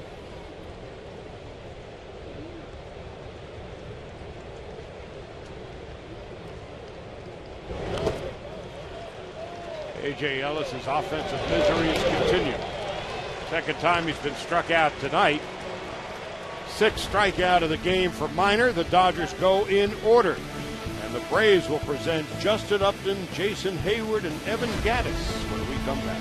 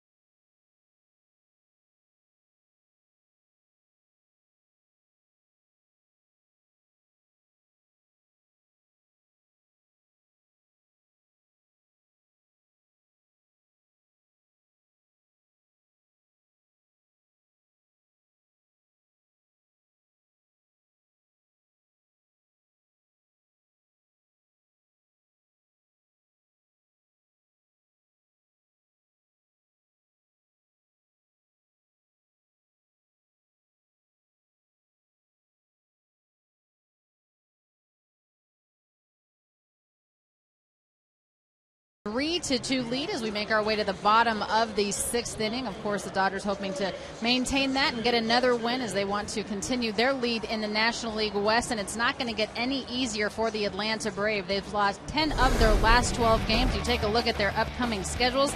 It's not that easy. Their toughest remaining schedules versus non-divisional opponents. The Braves 4th on the list, 5.24 average there. Not going to get any easier, guys. This team is certainly struggling. Well, after the Dodgers leave town, Oakland comes in, then the Braves hit the road, play 3 in Pittsburgh, 4 in Cincinnati. And so Freddie Gonzalez, his team, having lost 10 of 12, they're 7-15 since the All-Star break, find themselves down a run as we go to the bottom of the 6th, and Justin Upton will lead it off. Upton has doubled and flied to center. He's fouled it back, and it's 0-1. Speaking about a team that's taken on water, the Tigers. Pirates have a 3-2 lead in the bottom of the 5th in Pittsburgh. We were talking about it last night. A couple of weeks ago, they get David Price, and they're lining up the parade route in Detroit. Well, Verlander's got a bad shoulder, got knocked out after 1 inning last night. The MRI shows no structural damage, but he's just had a bad year this year. An ERA close to 5, if not over now after that bad outing. And never got a fastball over 90 last night. Into center field, Puig heading on back, and he's got room. And that fly ball right there is one of the reasons that this is a pitcher's park.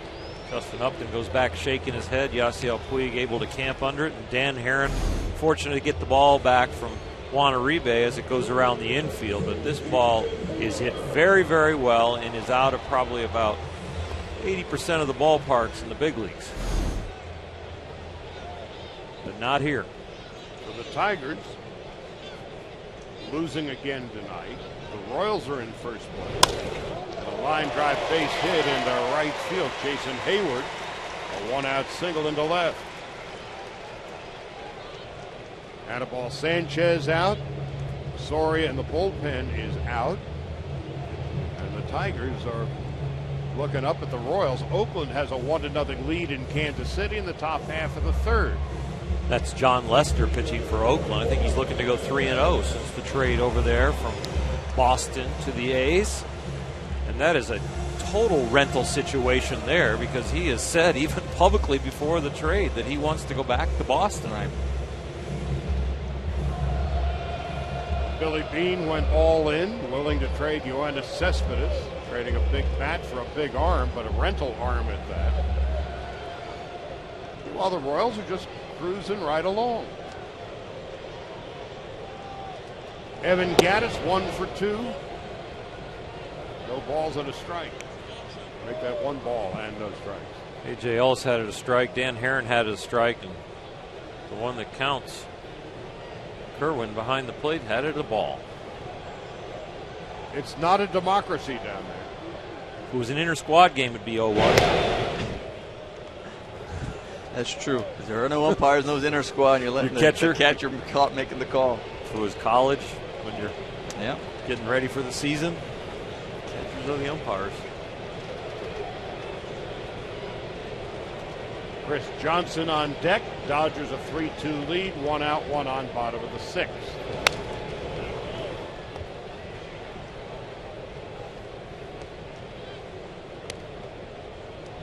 So Herron so good against the Angels, and a solid representative start tonight. 2 runs and 6 hits, 5 strikeouts in 5 1/3. 3 earned runs in nearly his last 13 innings. This is a big at-bat right now for Dan Herron. I mean, we know he's been susceptible to the long ball all year long. He's already given up a home run to B.J. Upton. You got Evan Gattis, who can hit one out of the ballpark. Chris Johnson has 8 home runs, but then B.J. Upton after that. Well, he hit it right on the button, didn't he?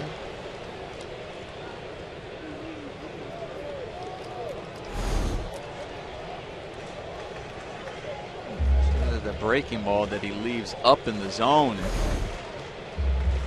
I'm sure Evan Gattis is upset with himself that he wasn't able to keep that one fair.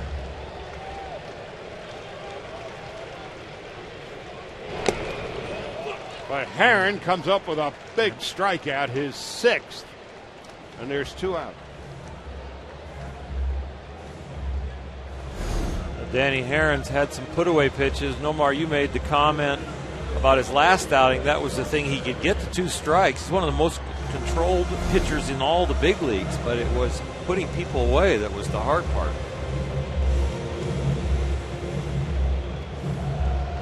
Gattis putting on the equipment to get ready for the 7th inning when Darwin Barney, Dan Herron, and Carl Crawford will bat. 2nd and 3rd inning, just by pitch count, you could tell there was a bit of a struggle. But for the most part, Herron now with 6 strikeouts, 1 walk, and a 1-run lead. Chris Johnson 1 for 2.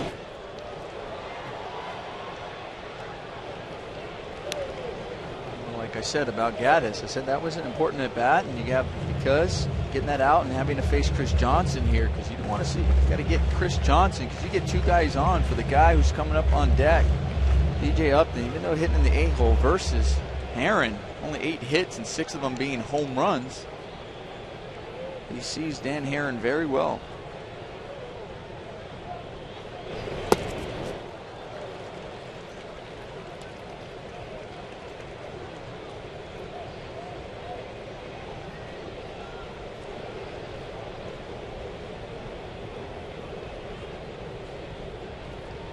Hayward has 13 stolen bases. On an 0-2 count with 2 out, might he be going? No. Strike 3, and that ends the inning. Well, Dan Herron strikes out 2 in the 6th, has 7 in the game, and we go to the 7th with the Dodgers leading it 3-2.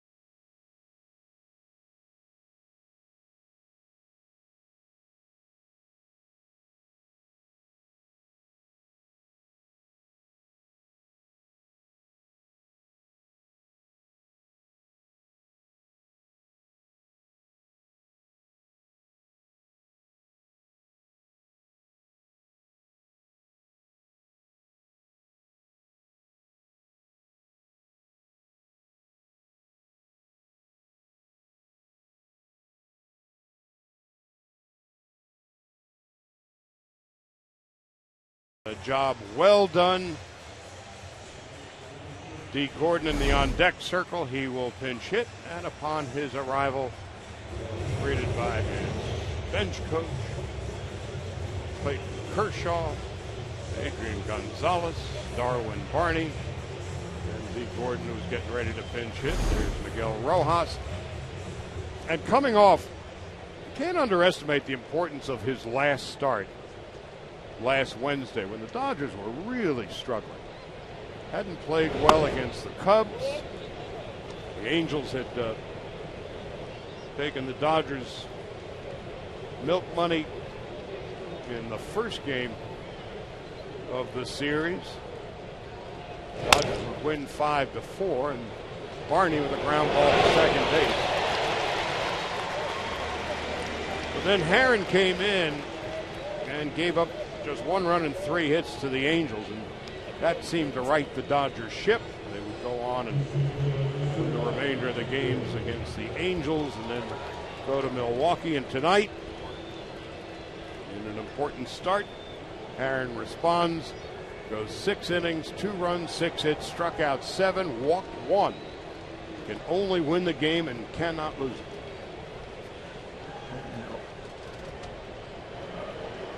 Brian Wilson loosening up in the bullpen. Or how important is an outing like this after him struggling, having that good outing for your confidence as a pitcher? It's huge for his confidence, and it's huge for just the equity for everything that he feels about the adjustments he's made. Because sometimes you make adjustments and you have a good outing and you've had a lot of bad ones, and you feel like, okay, was I just fortunate, or was it really exactly the way I want to be now, and really want to continue to build that stuff as habits? And when you can repeat the performance, now that gives you an extra level of confidence that you are precisely on the right track. And if you recall last Wednesday, Aaron had come in with 5 rotten starts in a row. And then there was question, what if he going to be 6 in a row? Right. Will there be a greater sense of urgency for Ned Colletti to go out and find another starter? Or would the hemorrhaging at least be under control? Well, now he's got 2 good starts behind him. And that is the reason for a lot of smiles in that dugout. Gordon on 3-1 takes a strike, 3-2. At the beginning of the year, it's going to be a long season. Long season. Middle of the year, it's, we're only halfway through. The end of the year, there's a little bit more knee-jerk reaction to each and every event that goes on the team. And these indeed are the dog days of August. Gordon strikes out swinging, 2 out.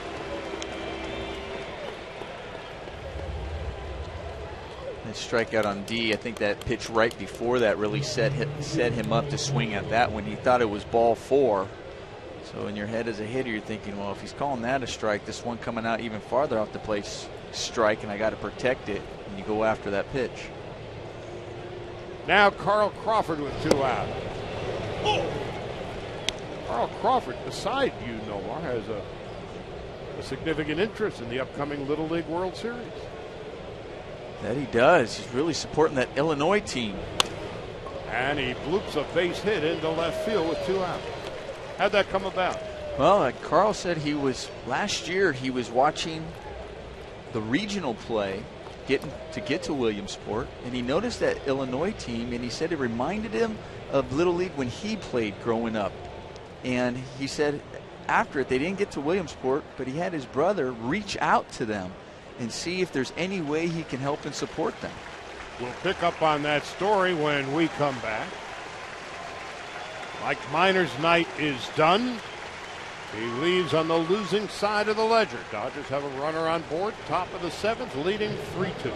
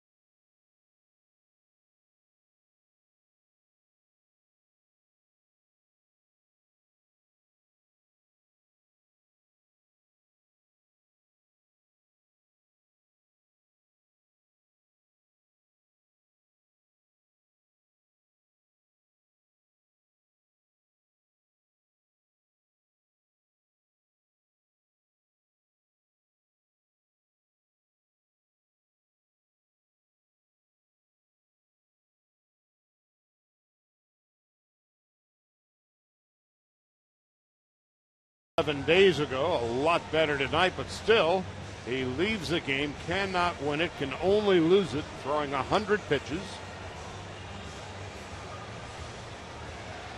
of which 63 were for strikes.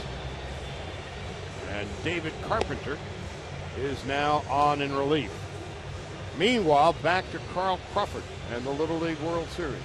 Yeah, as we were saying, he reached out. He asked his brother to reach out to that team, talk to them, talk to the coach, and he asked, "Is there any way he can help?" And the coach said yes, and he supplies equipment, needs that they may have. He says the uniforms come from the league, but as they're going on, he goes, one of the biggest things that he really is excited about is that the fact that they made it.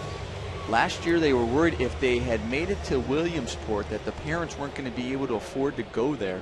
So he's helped in that respect as well. So he's helped them, helped them get to tournaments. And when they won to get that final game to get to Williamsport, the guys in the clubhouse were watching with him, and they all went crazy and were so excited for that team. So as you watch the Little League World Series, Team Illinois, a backer is that man, Carl Crawford.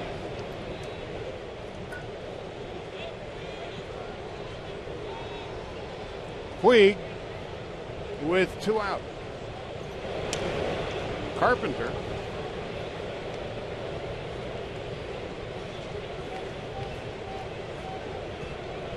making his 46th appearance. 52 strikeouts, 10 walks in 42 innings. Doesn't fool too many people this year. Opponents are hitting .301 against him. 96 for a strike, and it's 0-1. For a strike and 96, and in a very good location. Outside edge of the plate. Talk to the Braves folks. The biggest difference between the team this year and the teams the last couple of years. Bullpen not as strong as it had been. Of course, they've had a lot of injuries out there too. Puig behind 0-2.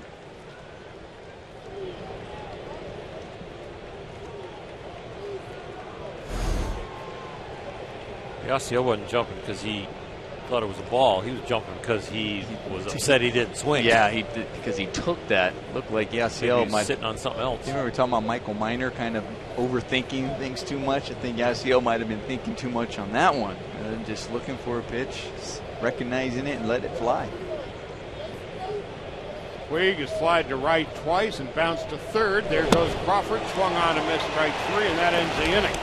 So Carpenter comes in and strikes out Puig. 7th inning stretch, and the Dodgers have a 3-2 lead.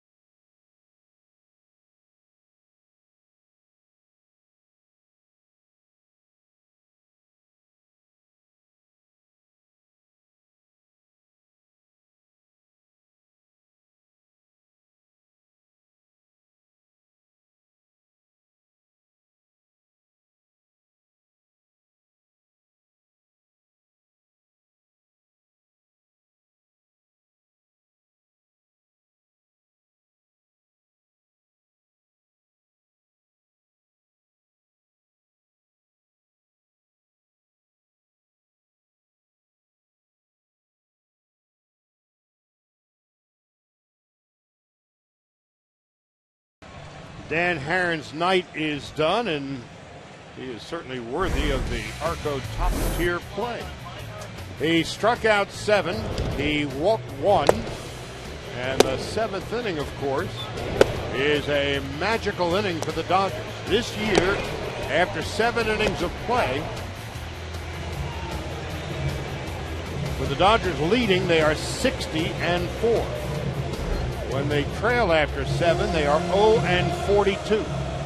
So the ball and the baton have been passed on to Brian Wilson, making his 46th appearance of the year. An ERA of about 4 3/4, and opponents are hitting .257 against him. Wilson, a solid performance last night, getting Gaddis, Johnson, and Upton in succession. And here is Upton beginning the bottom half of the 7th with a bunt, foul, and it's 0-1. Brian Wilson has started to throw a curveball, pitch that I have been mistakenly identifying that's around 72 to 76 miles an hour. I was labeling a knuckleball, which he experimented with in spring training. He's really starting to throw a slow curveball to get a better speed differential on his whole arsenal. I think that was it right there. Yeah, a little firmer one. We've seen it as low as 72 and seen some at 74. Just hasn't been up in the 94 mile an hour range with the fastball anymore in the last couple months, so he's looking for something to give him a bigger range against these hitters. Fastball's been topping out around 90-91. 2 balls and a strike. Dodgers 3-2. They've out-hit the Braves 8-6. Ryan Domit in the on-deck circle. And Emilio Bonifacio. Uribe even with the bag at third. The count 2-1 to B.J. Upton.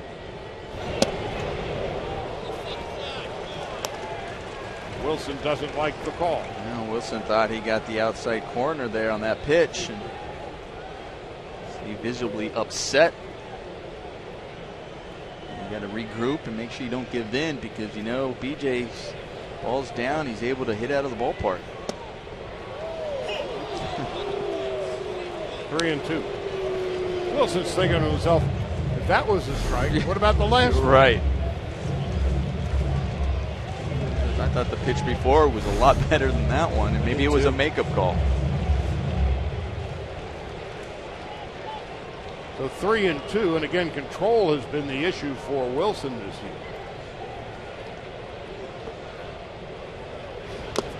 But he strikes out Upton. First strikeout for Wilson. The 8th time a Brave has gone down on strikes tonight.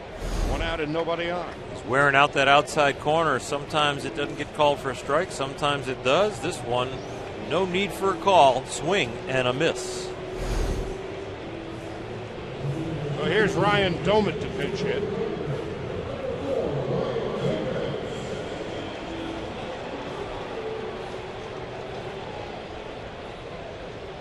Domit a switch hitter.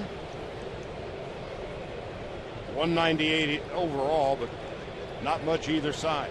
As a left-handed batter, 191, righty 227. Pirate takes inside, 1 ball, no strikes.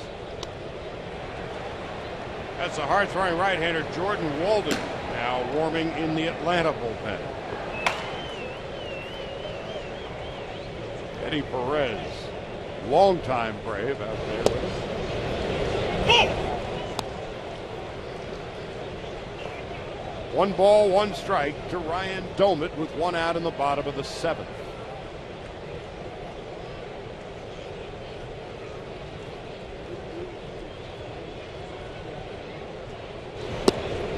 Dodger outfield plays Domit to pull.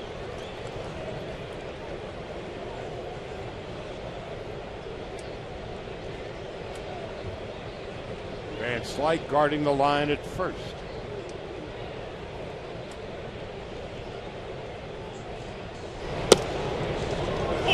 Two and two.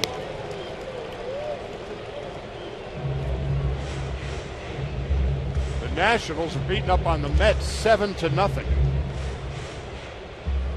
That game is significant to the fortunes of the Braves. who trailed the Nats at the moment by 4 games. Call strike 3. So Wilson strikes out his first 2 batters here in the 7th. Outstanding location. You're not seeing the off-the-charts velocity from Brian Wilson, but you are seeing him keep the ball down, move it left to right, right to left, and this one he really hits the spot on the outside corner. AJL is freezing it right there.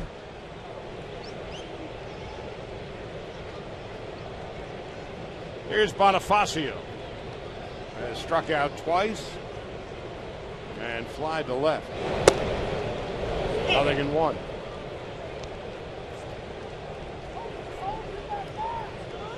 In about an hour, a little less, the Giants will host the White Sox.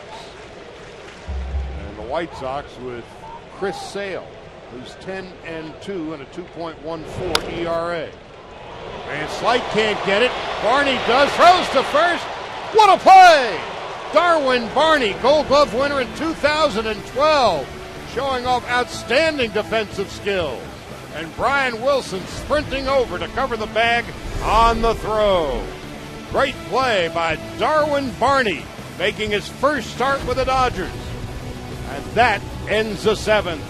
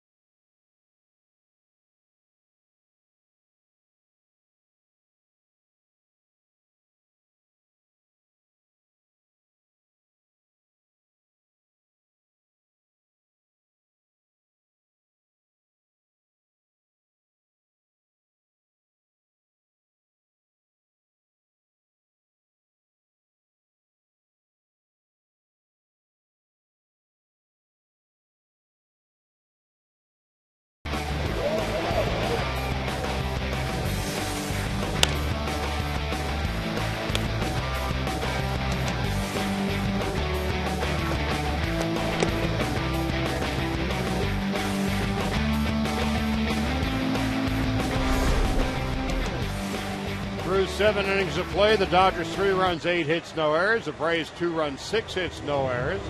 Darwin Barney, a sensational play. And a terrific effort by Brian Wilson. Once the ball got past Scott Van Slyke, it looked like sure trouble.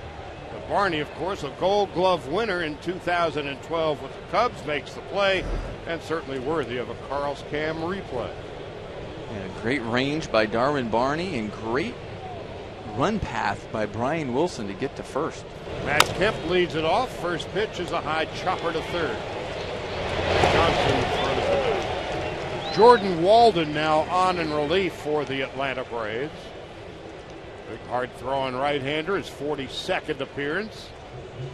0-1, a 2.29 ERA. Opposing hitters hitting just 190 against him. In 35 innings, he has struck out 48.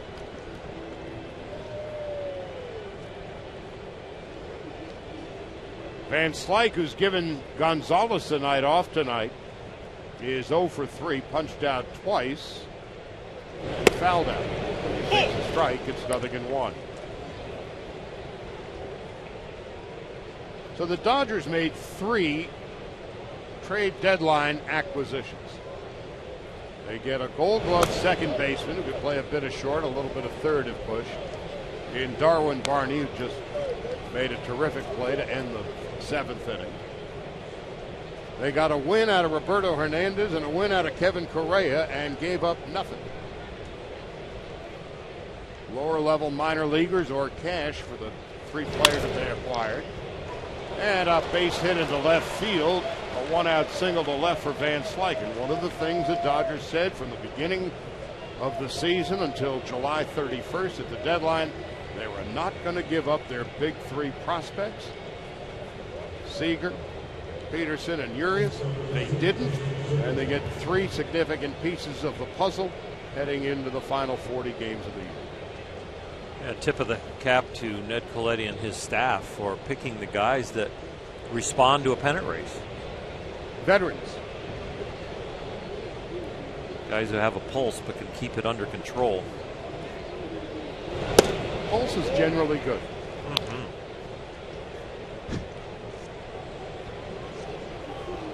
As great as the Yankees of 27 were, they have no pulse.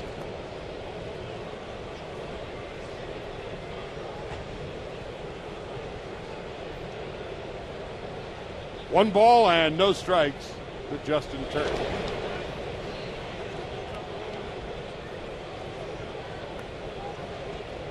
It's the first step toward being a ball player, having a pulse. From there, yes. There's nowhere to go but up. But they do have veterans who've been down the road. And they were brought in to fill specific roles. There wasn't the big trade for the piece that might be starting in the rotation in the playoffs. You know, if you needed a 4th starter, or even if you went and got somebody of, let's say, a David Price pedigree that would maybe bump Ryu.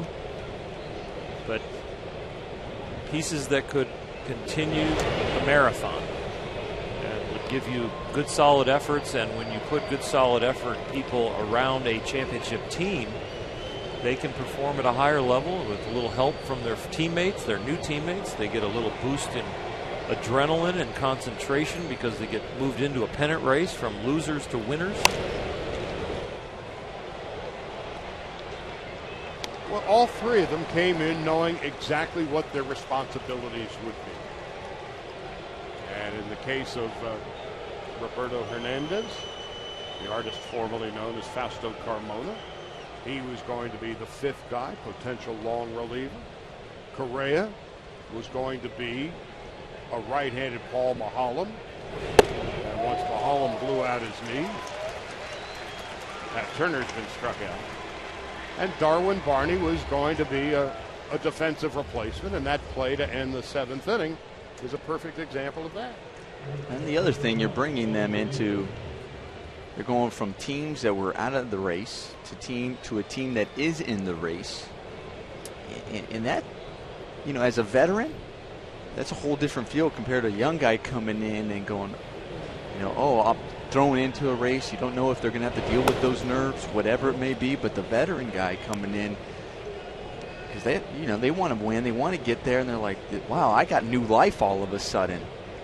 And I think Darwin Barney, there's a caveat there, too, because, you know, you might say, oh, well, we had somebody like Darwin Barney and Sean Figgins. Well, Sean Figgins, they probably didn't project through next year, you know, next spring training. I think Darwin Barney, at his age, they saw a guy that could grow into that utility role and really be a good defender that could be here for a while.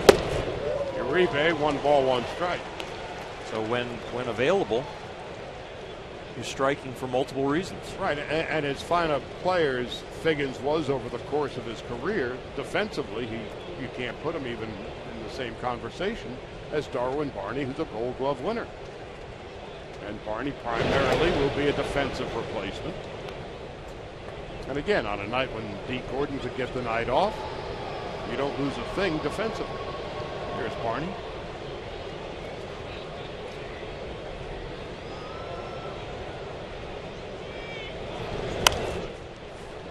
One ball, 2 strikes to Juan Uribe, who's 2 for 3.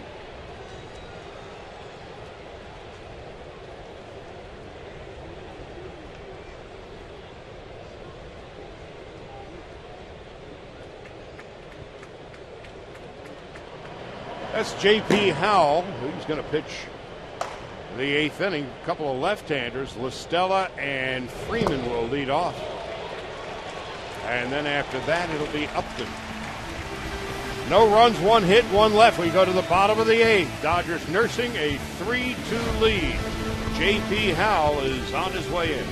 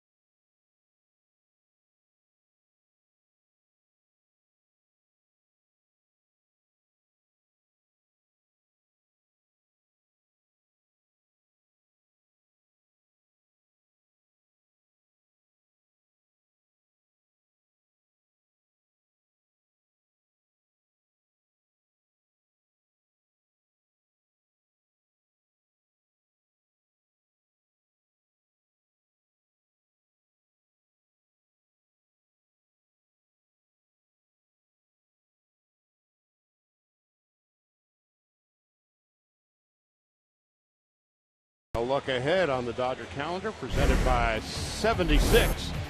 Back with you tomorrow afternoon, 4 o'clock Pacific. Santana and Ryu will have at it. 9 o'clock Thursday morning. Aaron Harang goes against Roberto Hernandez. And the Dodgers will fly home, a weekend series with the Brewers. Note the 6 o'clock start time at Dodger Stadium Sunday at 1. Calendar brought to you by 76. So here's J.P. Howell pitching the 8th. And again, there are no locked-in 7th, 8th inning relievers for the Dodgers anymore. Perez on the DL, and he struggled. It's been up and down for Wilson, although he was perfect tonight, striking out 2. And with a couple of left-handers leading off here in the 8th inning, Tommy LaStella and Freddie Freeman.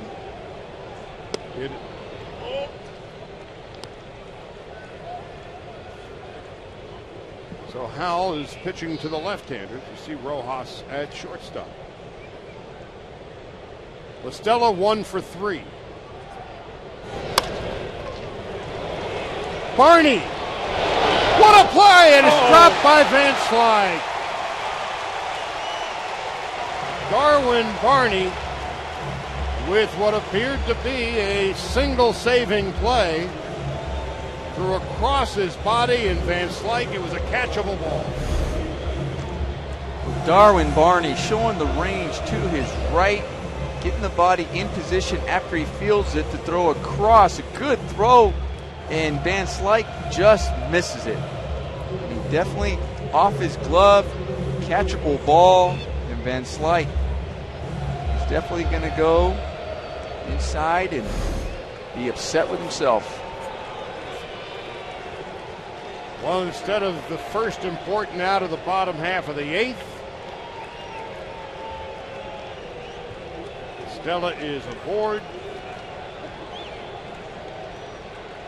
Did they give that a hit? I'd be surprised. I would assume that would be an error on your first baseman, because after that great play by Barney, that if Van Slyke catches that, he's out. Well, we are playing in Atlanta, and a hometown fella gets himself a hit instead. Wow. That's Phil Goslin now pinch running at first base. So LaStella is aboard with what is perceived by one as a base hit. The one who officially counts. Freddie Freeman.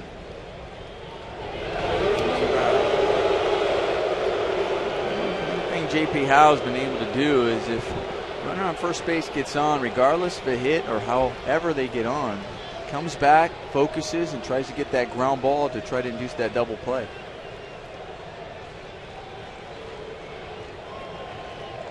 The Dodgers have two great defenders up the middle in Rojas and Barney. To first, there's one, tag out, and two. So Van Slyke makes up for the error of his ways. There's two out and nobody on. Good response from Scott Van Slyke. Note he was not tentative at all when he threw this ball. He knows exactly what he's doing to get on the bag and then gun it to the inside away from the runner, but he was not aiming that one. He was cutting it loose and getting it done. He got rid of it quickly, so it gave Rojas time to go out there and catch the ball and come back and make the tag. And the Dodgers are going to make a double switch. Scott Van Slyke breathing a sigh of relief. Howell comes in and retires the two left-handers he needed to. Adrian Gonzalez will take over at first. And the Dodgers will make a pitching change when we come back.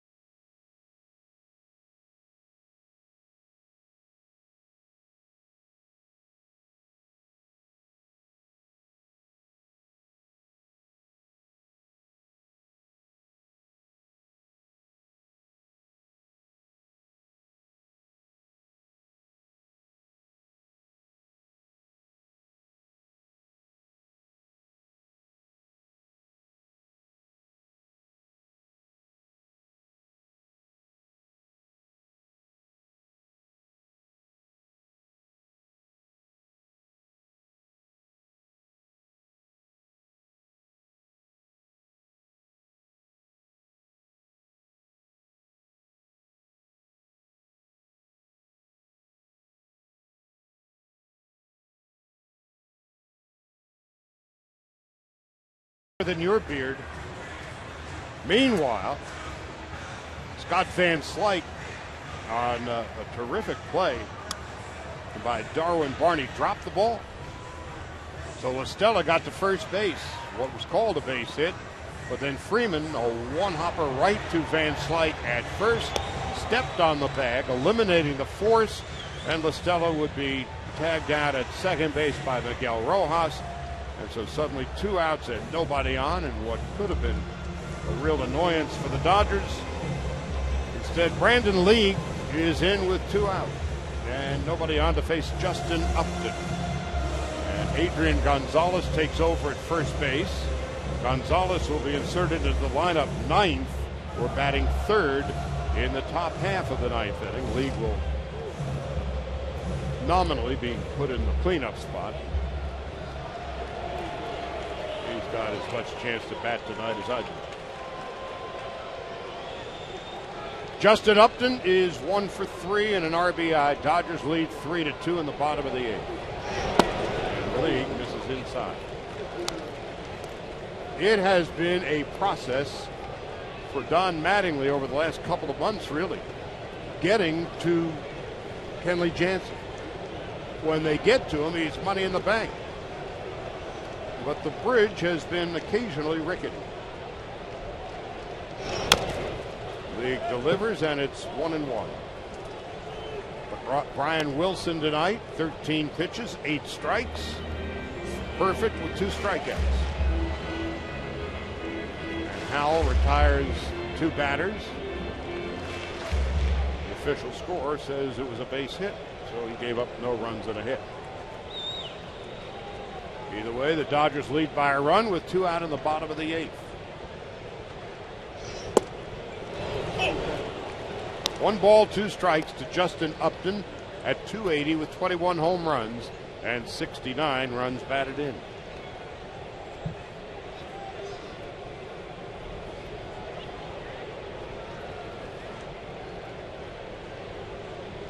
Upton 0 for 3 in his career against League. 2-2. That split finger right there had some nasty late break and firm. I know it was down in the dirt. A.J. Ellis did a good job blocking it, but it's a good sign for Brandon Lee as far as how good the ball is coming out of his hand.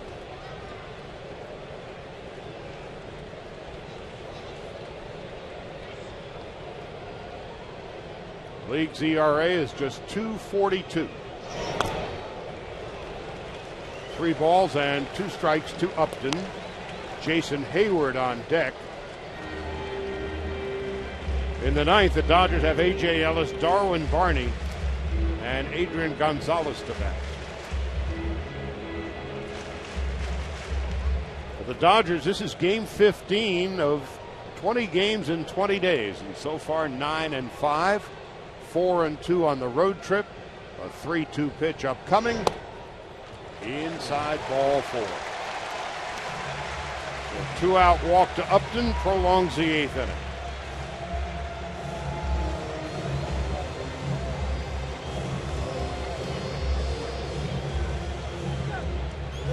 Jason Hayward coming up, 1 for 3.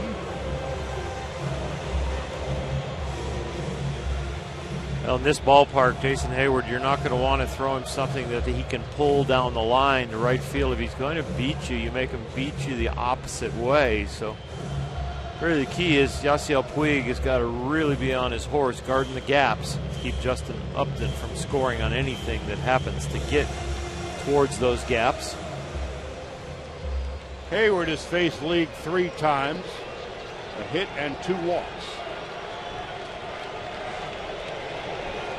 Dodgers have out-hit the Braves 9-7, outscored them 3-2. Hayward is 1 for 3. And it's 0-1. Brandon League has shown that he can throw that sinker down by the knees tonight. That's how he walked Justin Upton. A lot of movement and down, and Hayward is going to offer at it. Go right into his strength, low against low, but just go below low and keep getting that swing.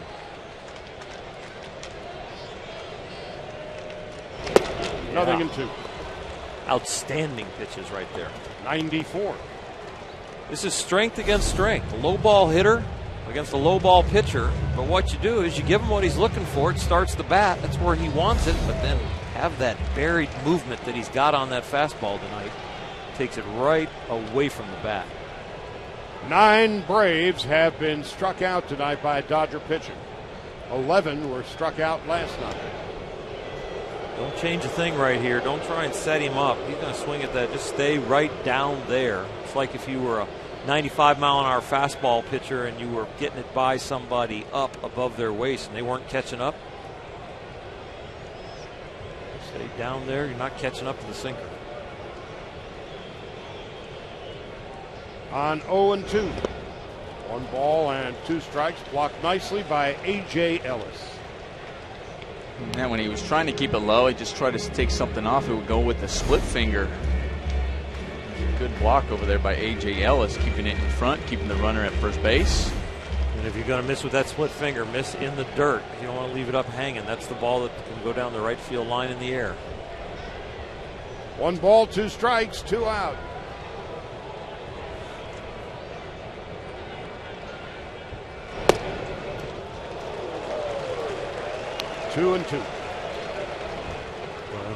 This is a big pitch, as you don't want Justin Upton running 3-2, because then you bring the double scores a run into play. If you're going to give up a double, you'd rather give it up on a 2-2 count with the runner holding than a 3-2 count with him running. Get some of the strike zone with this pitch. Dodger outfield deep and straight away. The 2-2. Swung on and missed, strike 3. The 10th Little Indian to go down on strikes. No runs, no hits, 1 walk, 1 left. We'll go to the 9th. Dodgers 3 and the Braves 2.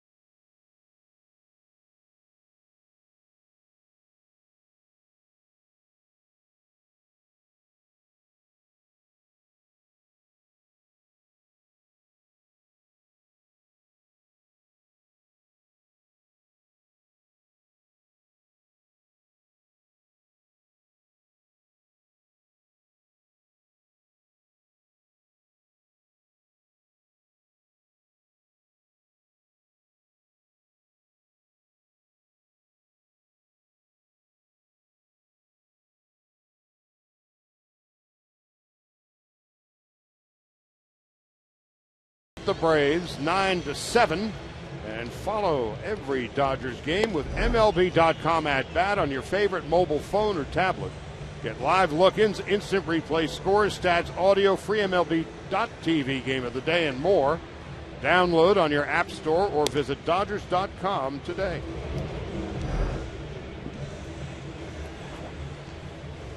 New pitcher for the Braves, it's David Hale, making his 33rd appearance of the year. And Phil Goslin, who pinch ran, stays in the game and plays at second base. So Estella's night is over, and the 9th inning is about to begin. There's Goslin. Yeah, well, A.J. Ellis leading us off. And I tell you, really important to see if the Dodgers can get an insurance run here. Just give just a little bit of breathing room, especially with the Braves. And we know they like to swing for the fences. Been a long night at the plate for Ellis. It's been a terrific night for A.J. behind the plate. He's 0 for 3 tonight. He's been struck out twice, lined into a double play back in the 4th inning.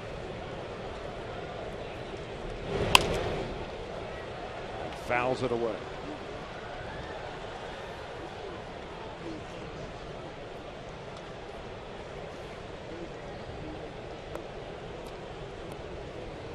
So Dan Herron, terrific tonight in his 6 innings. Wilson, Howell, and Lee corral 6 outs, and then it'll be up to Kenley Jansen for the final 3. And a broken bat, ground ball to short. Ellis is 0 for 4. You know, kind of a compliment that we heard from Kevin Correa, and it came through Drew Butera.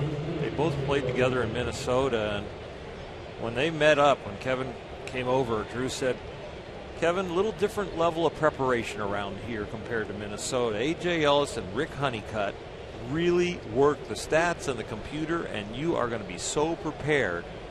And Kevin Correa last night said, after the game, said, I usually shake my head an awful lot, and I think I only shook off AJ, who I just met 3 times the whole game. He said it was an unbelievably called game. 0-1 to Darwin Barney in his first start with the Dodgers. Oh! An error for Bonifacio, and Barney's going to go to second base. That little spark plug has made 2 defensive plays tonight. And the error, busting right out of the box, takes second base. Say not easy to do. One, he hits this ball, and you're upset. You're going, all right, probably a routine ball to the shortstop, but he was busting it out of the box. And what was impressive is watch his turn at first base. He got the head down, and he hears, so now he's thinking something's going on, and then he just slows down, breaks it down to make a great turn to get to second base. Good heads-up play by Darwin Barney. So in his first start with the Dodgers, Barney has had an impact. And now if Gonzalez, who's been so hot lately, 2 for 5 last night, has had 5 straight multi-hit games, with a chance for a big insurance run here in the 9th. So Adrian with 17 home runs and 80 runs batted in. Since the All-Star break, Gonzalez is hitting .357 in 23 games. And a .417 on base percentage. Takes outside, 2 balls and no strikes. There's Kenley Jansen.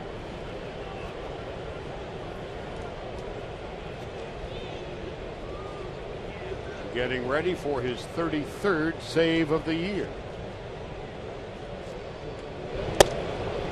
2-1. Well, like we mentioned about getting that insurance run, really helped Kenley coming into this game, knowing that he's got big bats like Evan Gattis coming up that next inning. You got Chris Johnson, but then B.J. Upton, who already has a home run in this game, so he can just feel confident to try to just attack the hitters. 3 balls, no strikes. 3-1.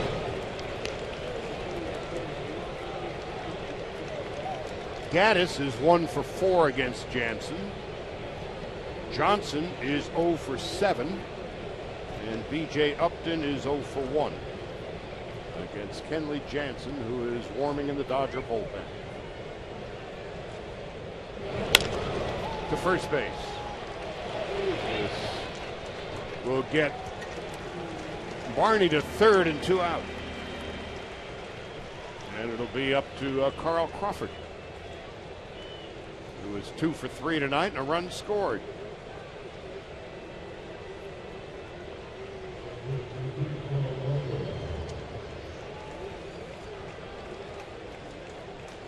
Crawford picking things up on this road trip.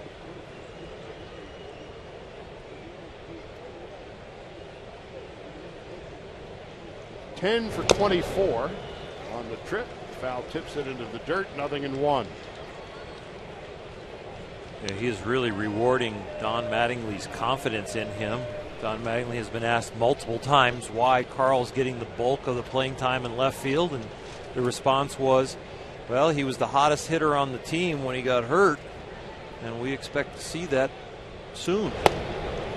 He began the road trip hitting .234. He is now at .253.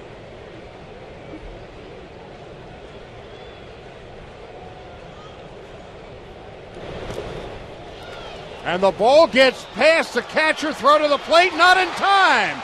Darwin Barney manufactures a run in the 9th. Gets a board on an error, runs to second, goes to third on an infield out, and comes home on the wild pitch. And the Dodgers lead 4-2.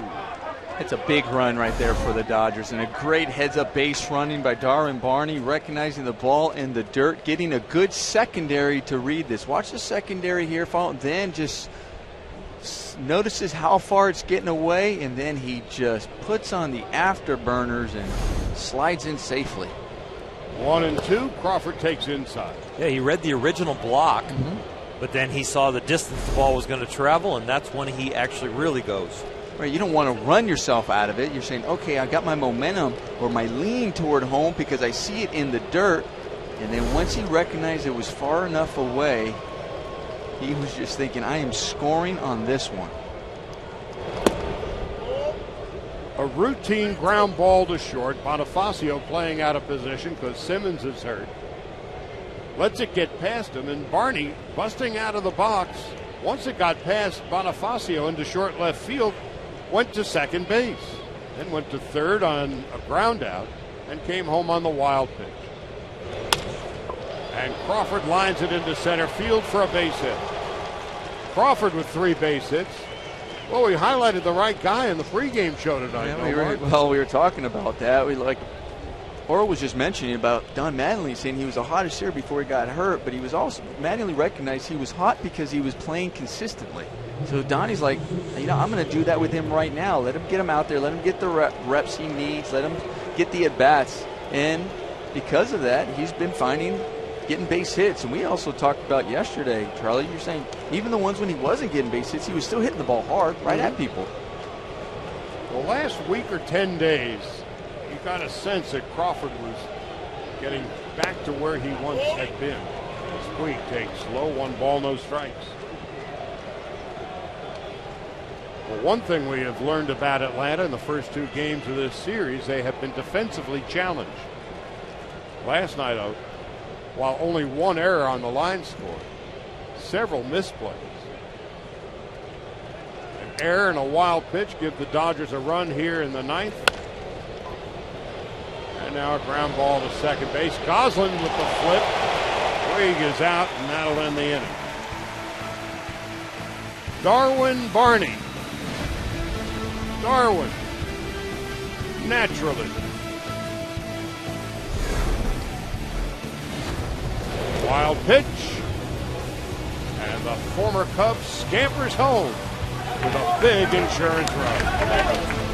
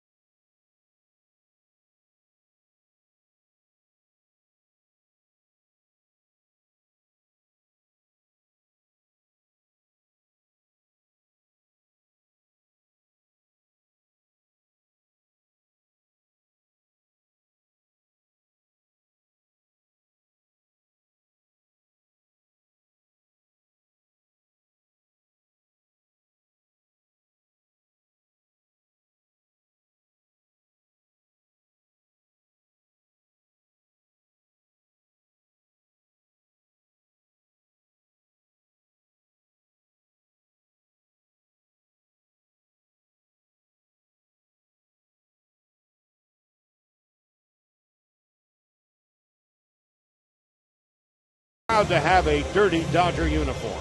He has played a whale of a game tonight.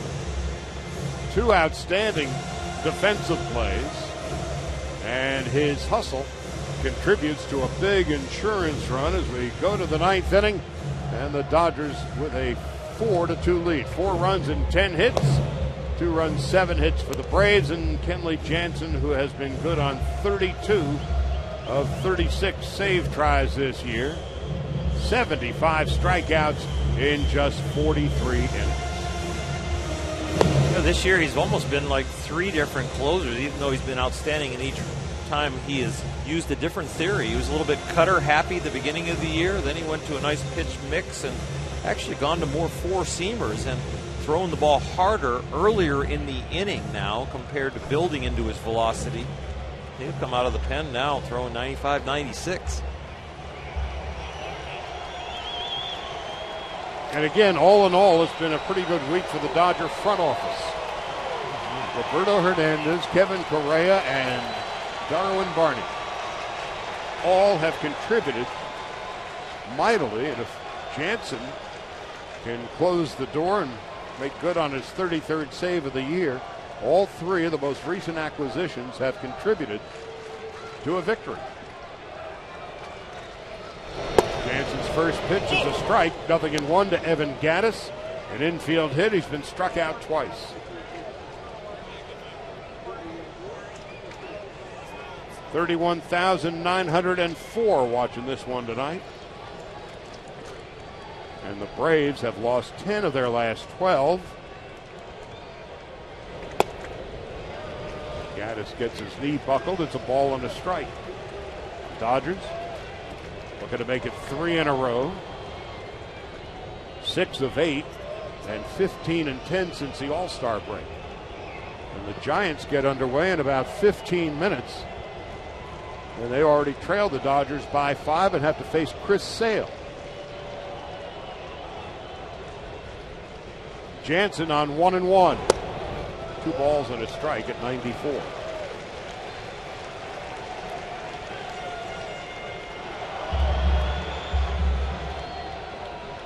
A lot of different contributors for the Dodgers tonight. Crawford 3 hits. Uribe had 2. Darwin Barney an RBI, a run scored, 2 sparkling defensive plays. The bullpen solid, the 2-1, popped up. Out goes Barney. In comes Puig, and it's Barney. Oh, what a night for Darwin Barney. His first start with the Dodgers, he could not have turned in a better game than this one. Well, I wonder if Darwin Barney before the game was talking to Yasiel, said, let me hear the whistle so I know if I get a ball such as this one, I know it could get out of your way, but he was focused all the way and made a tremendous catch. Never took his eye off the ball and shows off his athleticism to make the catch. And why he won a Gold Glove with the Cubs in 2012. What a night. Darwin Barney. This Johnson. 1 ball, no strikes. I still can't get over when he hit first base that last inning and then went to second on that error. Not easy to do, to just break it down running hard to first and then just cut to second base.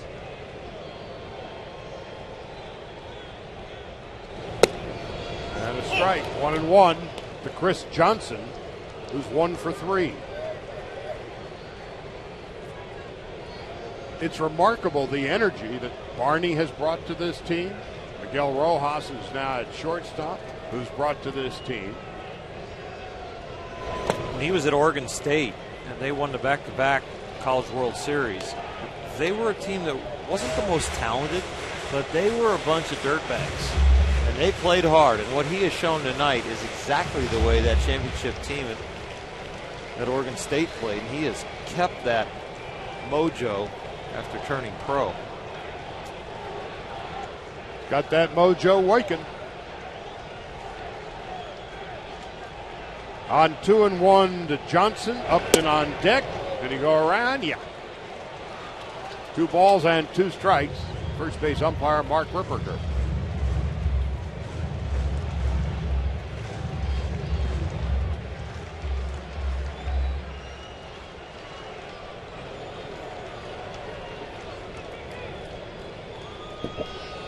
On 2-2. Dodgers looking to go 5-0 against the Braves this year.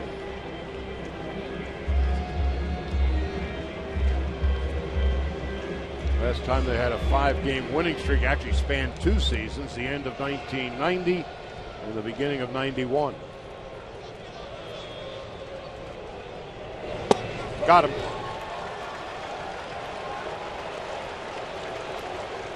The 11th strikeout by Dodger pitching. They struck out 11 Braves last night.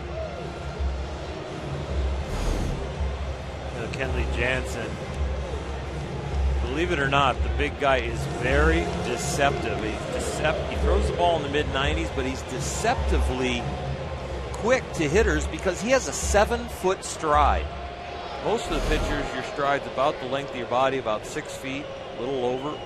Kenley, his stride is 7 foot. And he gets down the hill. Upton fouls it back. And how that equates into reaction time for the hitter, if he throws it 94, to the hitter it feels 97. When he throws it 97, it feels like 100.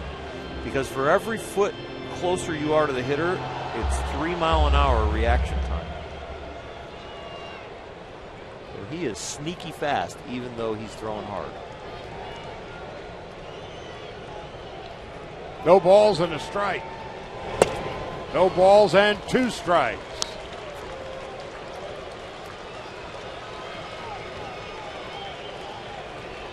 Four runs, 10 hits for the Dodgers. 2 runs, 6 hits for the Braves. Upton tonight has walked, struck out, and homered. The only way I could throw this hard is I used to put dirt on the rubber, rock back, step in front of the rubber by a foot, and then throw it from there. Some people call that cheating. Some? Only if you get caught. No balls, 2 strikes, 2 outs, bottom of the 9th.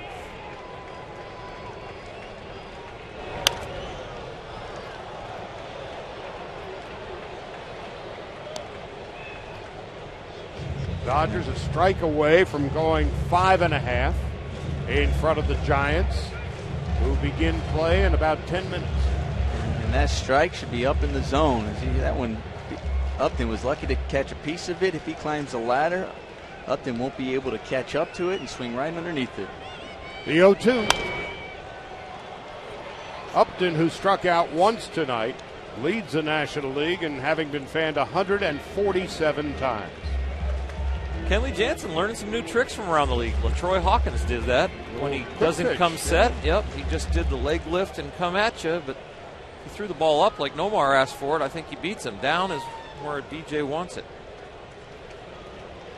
Braves are down to their final strike. The Dodgers a strike away from their 69th win on 0-2. The Dodgers now are a season-high 17 games over 500. The Dodgers have beaten the Braves 4-2, 4 runs, 10 hits, 1 error. They left 7 men on base. For Atlanta, 2 runs, 6 hits, 1 error. They left 6. Dan Herron, terrific, improving his record to 10-9. The loser is Mike Minor. His record drops to 4.